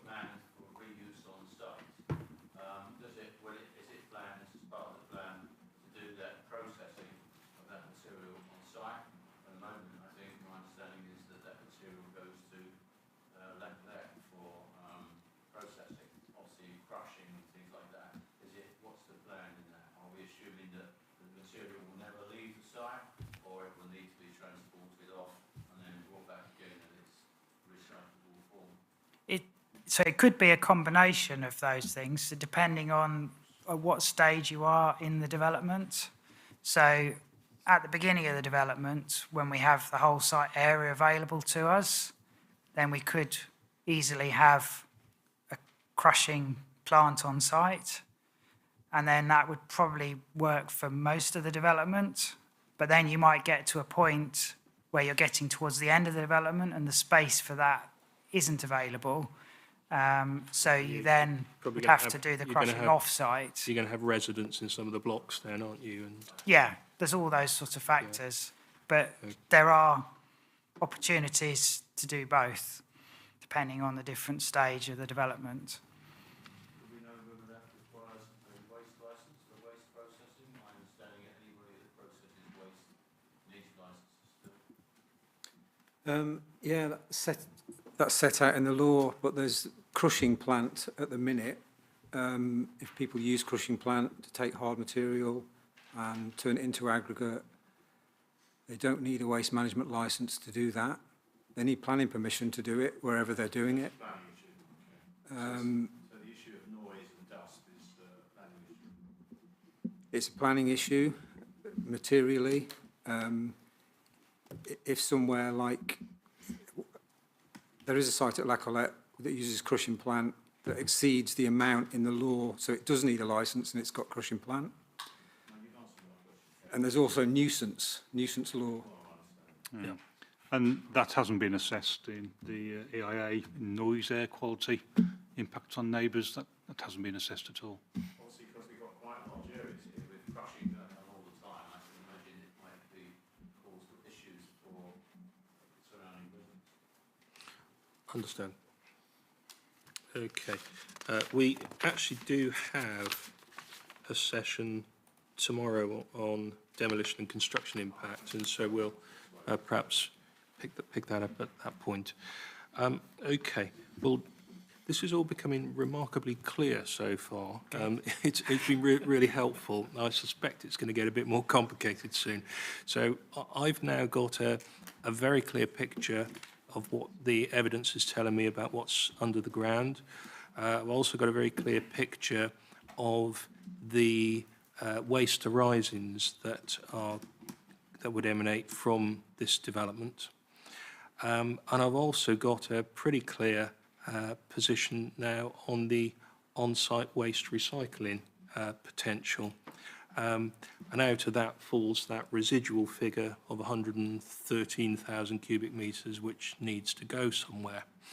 And I think it is, well, I think as Mr. Young alluded to, where waste goes to is a perennial issue, which the island has to address. But before we get on to where it goes, I've planted in the middle. I just wanted to deal with this issue around pollution risks and prevention during construction, because, again, I stress I have limited knowledge of these complicated matters, but I am aware that people have made a lot of comments about the Horizon development and the prosecution that happened there. And I've read all of these reports about how you need to go about construction and this process of dewatering. And it would probably be useful if you explain it to me as I have you here, Mr. Slater. So give me the applicant's position on all that and the safeguards and measures that would need to be put in place to prevent a repeat of any pollution incident that may have happened on other sites. So it's a combination, sir, of further investigations, which will make us have a much better picture of where contamination might be. We have done further investigations from the hydrogeology point of view to understand the groundwater regime, the water levels, the tidal influence, and so on. And the applicant is also committed to continuing with those groundwater monitoring from now until the development starts, so we get an even more better baseline picture, which was something we discussed with Mr. Ruddleston, and he was keen that we should do that. The general principle, though, with the basements, and our specialist had a look at this, is to identify where there is possibility that pollution could leave the site. And if I could refer you, sir, it's the appendix to my proof of evidence, the technical note prepared by A Squared Studio. On page 5, there is a plan in their section 2.3.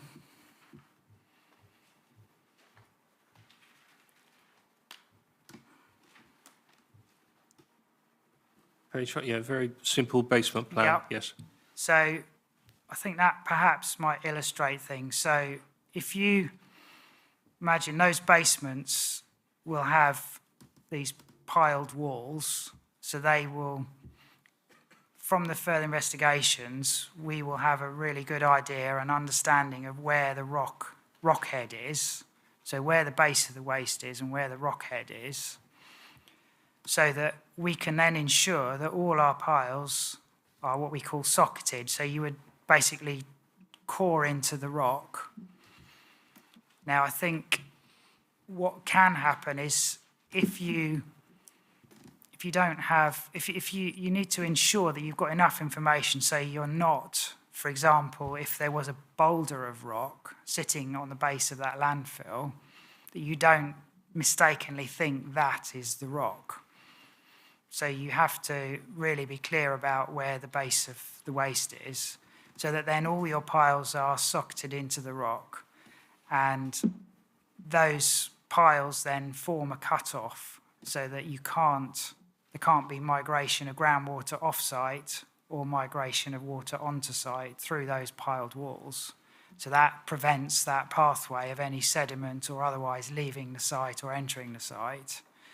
But the one area where that is still a residual issue is where the red is in that plan. There's an existing sewer that runs under the site. And we will also be constructing a new sewer parallel to it to increase capacity. So at those locations, obviously you cannot put your piles through those sewers. So you have to leave a gap in the piled wall. So that would be the focus of where we would undertake dewatering. So you can either have sumps. So you dig a sump and then you have a pump in it, and that helps you to control groundwater. Or you can have a series of wells in the ground and you can pump from those. So that is the area we've identified where there's the higher risk of movement of sediments and contamination whilst the works are being constructed and need for dewatering. From our conversations with Mr. Ruddleston, he also highlighted there could be other local areas across the site where that may be an issue, where there are pockets of groundwater in the waste at higher levels. But so we would have provision for local pumping elsewhere too. But that's the general principle. And then the floor slabs for all the basements are generally above where the groundwater table is. So effectively, when we've finished, you have your piled walls, you have your slabs, and then where that existing sewer is will be pretty much as it is now, with a new one next to it, and then there'll be piles either side. So there's, in simple terms, that's how you think of it, and depending on the tidal cycle, the water levels, you may need to do more pumping, or you may not need to do any. And it's just keeping an eye on that, having somebody on site who's regularly monitoring and looking at water levels, either within monitoring wells or physically looking at excavations, and ensuring that you're controlling that water as you need to during the works. Just to follow up on that, a number of people have mentioned about the pollution incident and the prosecution. I don't want to go into the detail of that, but what went wrong there? Do you know? So, sorry, if I can just provide a summary on that, sir. The scenario that occurred at Horizon was unique to that site. Okay. That site straddles phase 1 and phase 2 of the reclamation areas. Mr. Young mentioned West of Albert phase 1 and West of Albert phase 2 reclamation. So effectively the rock armour seawall with the concrete sheds that Mr. Young referenced earlier being deep in the ground formed the coastal defence of that phase 1 reclamation. When the second phase of the reclamation was constructed along with the marina, there were residue boulders left from that phase 1 reclamation. That meant when we came to carry out the piling activity on the Horizon development, there were obstructions in the ground that needed to be removed. We also had the interface issue between phase 1 and phase 2 I referenced earlier, so about the geotextile membrane, and there was no geotextile membrane within that interface. So we had a section between those two phases of reclamation that was effectively unprotected. So when the below ground, when the deep excavations were required to complete the piling activities, that was the result with the unfortunate incidents that then occurred. But that is unique to that particular site, and there are no other areas with that risk along the sections now that we're looking to build out. That's helpful to know. And I'm going to ask Mr. Ruddleston just to as a sense check, what you've heard from Mr. Slater there, Mr. Henry, is, can you confirm that, or is there anything you wish to add? Yeah, so I think it's fair and true to say that the applicant has learnt from mistakes at Horizon, and it's acknowledged that further investigations will be required to allow the detailed dewatering to be undertaken. We suggested, and I think that the applicant supports this, that this could be controlled from a planning perspective by having a specific planning condition that requires what's called a foundation works risk assessment, which sets out in detail how the basement will be formed. In practice, that will follow what Mr. Slater has discussed. So it essentially means doing the correct things in the correct order, which in this case is to construct the secant piled wall first and then dig away after. In that way, the contaminants, going back to the source pathway receptor linkage again that we discussed earlier, in that way the contaminants can't enter St Albans Bay because there's a barrier between the two. That's helpful, thank you. Okay, right. Okay, so we now then move on to... Yeah, have you got the mic? Hello? Again, sorry, I have to repeat. I don't have the facility to have support on this very important subject. However, as a chartered engineer, my background is that I was involved in one of the most contaminated design and master planning of one of the most contaminated sites in London, being the whole of the Greenwich Peninsula, where the Dome is, and the New Village, and other. And what is important is, in the background on construction, is our gravest concern. What stands on the site at the moment is leaching out into the bay today. When it's constructed, it will release both contaminants into the air, into the water, and beyond. That impact, so very, very clear, will be carried with the wind as far as France and beyond.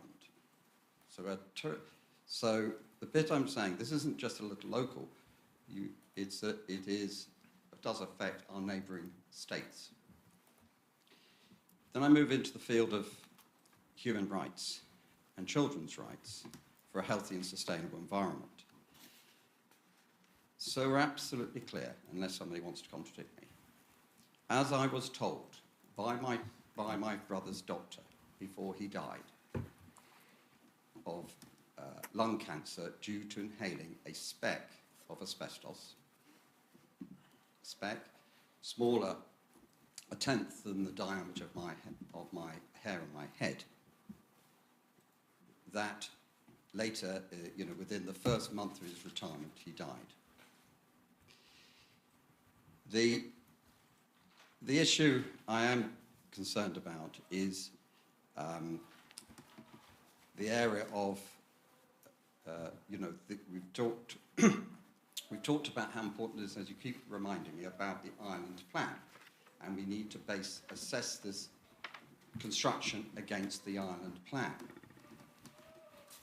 But the island plan, as far as contamination and waste, is not sound. Because the original island plan of 2011, which was very well done, quite rightly combined both waste and mineral resources. They're linked, for reasons that we've heard. However, that was removed, the waste was removed from that chapter and moved across to another chapter and became one sheet. So as far as assessing the scheme against the island plan to do with waste and everything we're talking about now, it's not sound. The other aspect is of the 2011 Ireland Plan, which is hugely important. It is a human right and a children's rights that if this government changes anything, they need to demonstrate that those changes will improve our health and well-being, not make it worse. Now, when you provide the island plan changes of the chapter, they should have carried out what's called strategic environmental impact assessment, which does include contamination. But they didn't do it. There was no assessment the strategic environment made no assessment of that change. And I will feed that into the island plan, and I will feed that into the children's rights assessment. So we're very clear. So when you say to me, please assess the scheme based upon the island plan is not sound, nor was the children's rights. The next one is the soundness. We've got to assess the scheme against the soundness of the St Helier framework. Under Jersey law, a development framework should provide a strategic environmental impact assessment, which would include considering the existing the baseline of the contamination of the existing site, whether you build basements or have no basement, look at the options, and that would have then informed this developer whether they should have any basements or no basements, because there's three choices. One, you dig up this waste and you make it inert, and the bill's 70 million quid. Right? So you can pay 70 million quid, dig it up, make it inert, and put it down a collet, and it will comply with what the license that's already in place. Or what you can do is do nothing. Just do nothing. The next one is you contain it, and that is typical. This is 10 meters deep contamination. It's not, the volume of soil we're talking about that's contaminated, that has asbestos in it, you would have wheelbarrows from here to New York and back. So what I'm trying to get across is that there was no strategic environmental assessment of that framework for us to base this planning application on.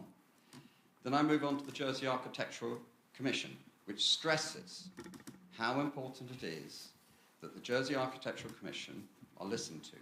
There was nobody on the Jersey Architectural Commission with the necessary expertise to cover this area.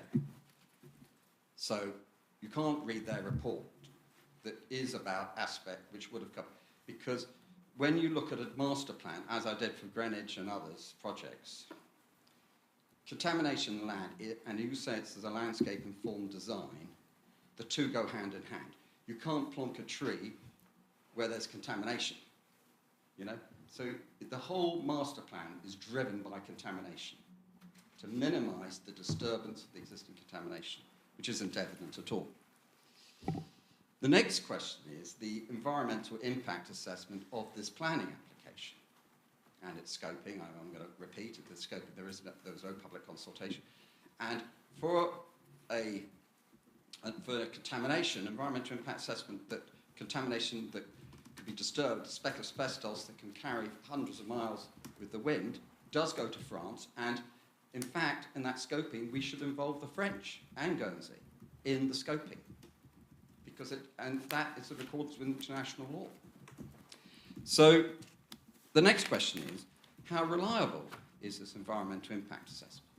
I'm quite understanding that Watermans are the contamination designers. You know, you've organised the surveys, and you are the designers of the contamination. Fine. So somebody should assess whether your work, your design, is sound. The environmental impact assesses your work. Watermans are the assessors of their own work.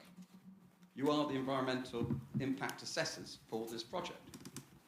Then I move across on the environmental impact assessment to our learned people on the right.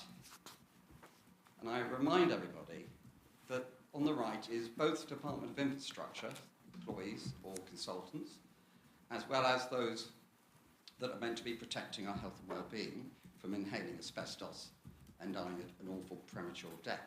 So, who assessed the environmental impact assessment?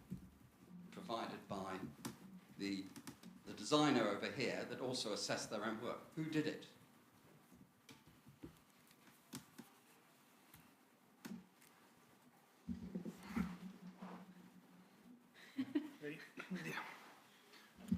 The environmental impact assessment was assessed by my colleague Wendy Johnson, Senior Planning Officer. But is she, I mean, we are dealing with, so we very understand this, a very, very serious issue. One of the most contaminated sites in the UK. So you're saying the assessment of the contamination and protecting the public from excavating contamination that, if it is disturbed, will go into our waters, it will go into our air. That was done by who? Our expertise is on planning matters as planning officers, but we have a range of colleagues beside me whose specialism, contaminated land. Can I just also add to that as you'll appreciate with environmental impact assessments, there are many different technical studies and reports that are completed. You know the applicant has got a wide team of experts, and the authority has drawn upon its experts within government, and we've contracted Mr. Buddleston to review the ground conditions, hydrogeology, contamination. In terms of the structure of the environmental impact assessment and whether that meets best practice, that was reviewed by me. I'm a practitioner member of the Institute of Environmental Management and Assessment, so I am qualified to review environmental impact assessments. So we feel quite comfortable that what we've seen is robust. Where we've had concerns, we've highlighted them. So I don't think we've got too much more to add. Well, that's fine. But what you want to know, isn't it, the reliability of the information to recommend this for approval. Reliability.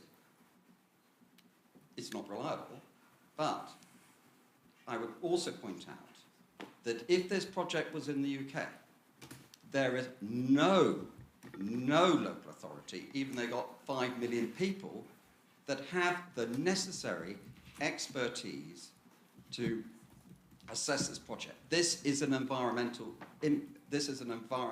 agency with the necessary expertise.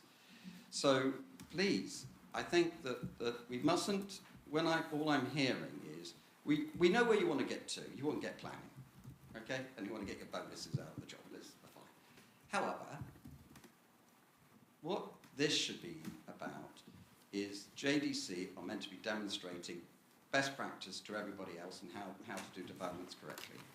Okay, Mr. Carthy, a lot of opinions there. I am actually doing exactly what you want me to do. I am examining the evidence, and if I think the evidence is rubbish at the end of the day and it's got holes in it, that's what I'll tell the Minister. I've done so in the past and I'll do so again.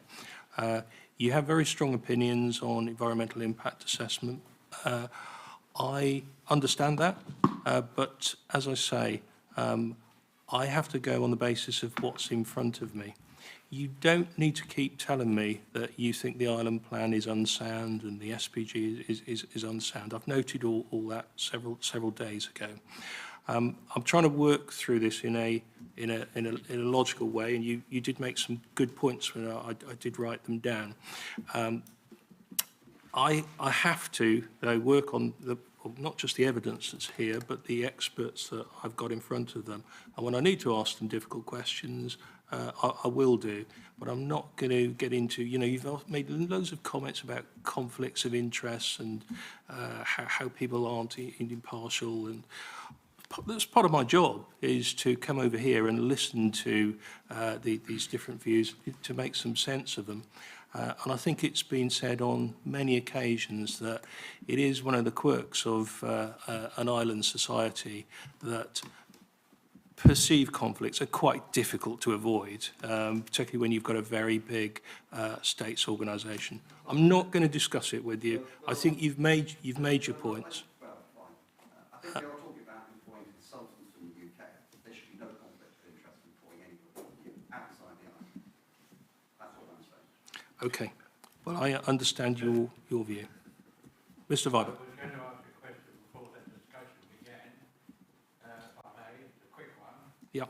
And the question really is to the planning department, is whether you can give an assurance to the public of Jersey that the explanation that's been given about how that leakage happened will, in all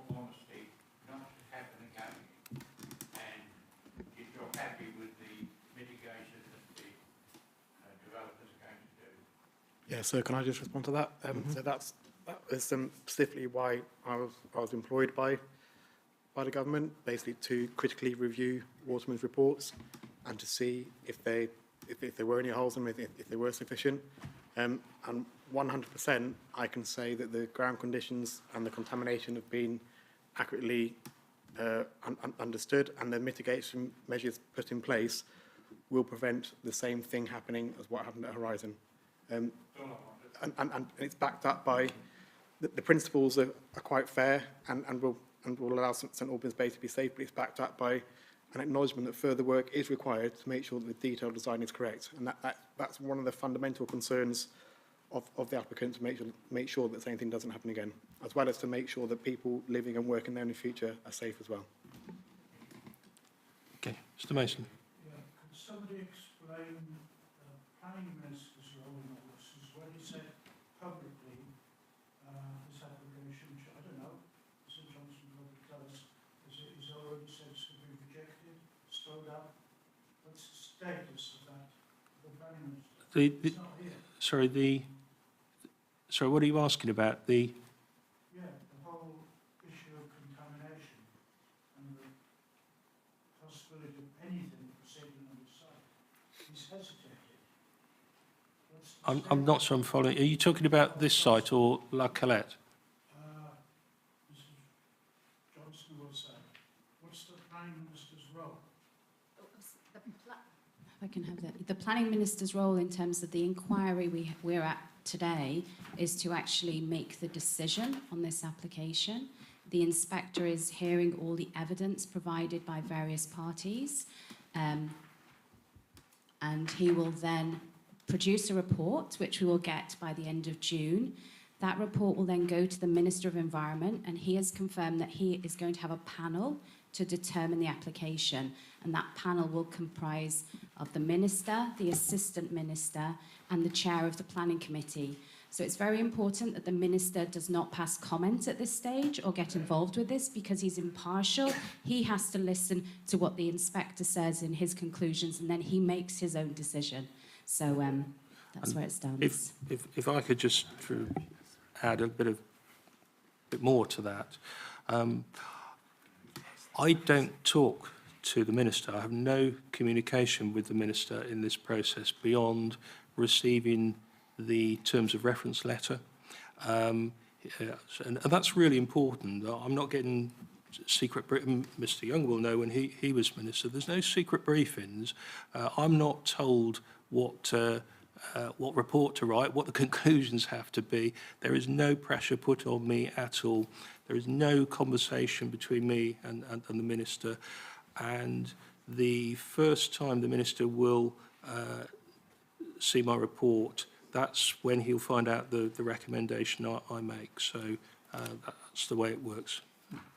Mr. Young. As a former Minister, the arrangements are extremely tight to prevent any cross-contamination of the various systems of government, so that the Minister does not have an influence or seek to influence during the processing of a planning application, whether or not that be through the planning application process through the committee, or whether it matter, his role is to say whether or not whether it fits the criteria for a public inquiry. And they're set down in law. As former Minister, I invoke that for this particular application, which is a very substantial one, but the whole matter now falls within the realm of the new Minister to set the terms of the reference to the inquiry and appoint the inspector, which he's done. And then Mr. Statham is here to fulfil that role. The new change, I think, is now the new Minister has announced that he's going to use that panel of members, which is a law change that I introduced when I was in the job, because I thought that certain types of application needed just more than one person, because of my experiences on the hospital. But nonetheless, spread the burden, spread the burden. So I think people should be assured. Now, that may not be a perfect world, because I tell you what, as a former Minister, I tell you, people in the public expect the Minister to control everything. Well, he doesn't. Okay. Mr. McCarthy. It is important that the Chief Minister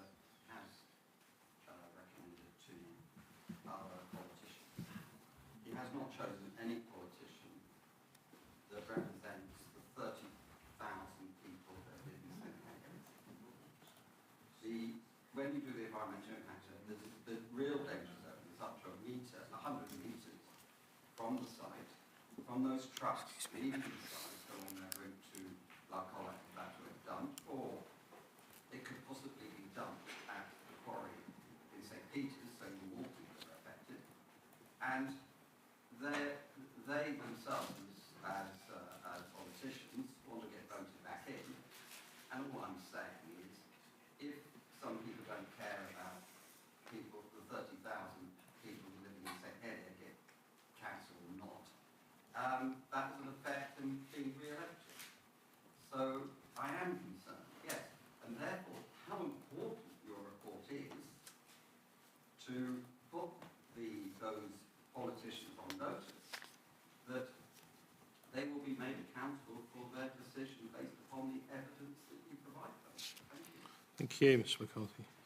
Okay, right. Well, we've made good ground, actually, in this session. I think it's been really helpful, sort of establishing the facts around what's in the ground, the waste arises in volumes, the scope for recycling on-site. We've dealt with that pollution risk issue, and we've heard from the main parties. And in terms of residual waste treatment and disposal, I think that probably will lead us into the discussion around La Collette and other waste disposal facilities. That feels like a fairly chunky amount, and I'm just wondering whether coming up to 10 to 1 we all break at this point. What do you think? I think it depends on what sort of level of information you want as a start off in terms of the history and where we are with the planning process. I feel that's going to be more than 10 minutes, quarter of an hour. It is, and I think rather than do that and take a break, it's probably sensible to probably break slightly earlier. Helen, could I just ask, would there be any issue with us if we restarted slightly early, sort of 1:45? There's no problem in terms of the stream, no. How about that then? If we, absolutely fine. I'm aware, Mr. Slow, you've got to catch a plane at some point. Yeah, I have a plane at 8:20, so I thought that would be enough time, hopefully. Yes.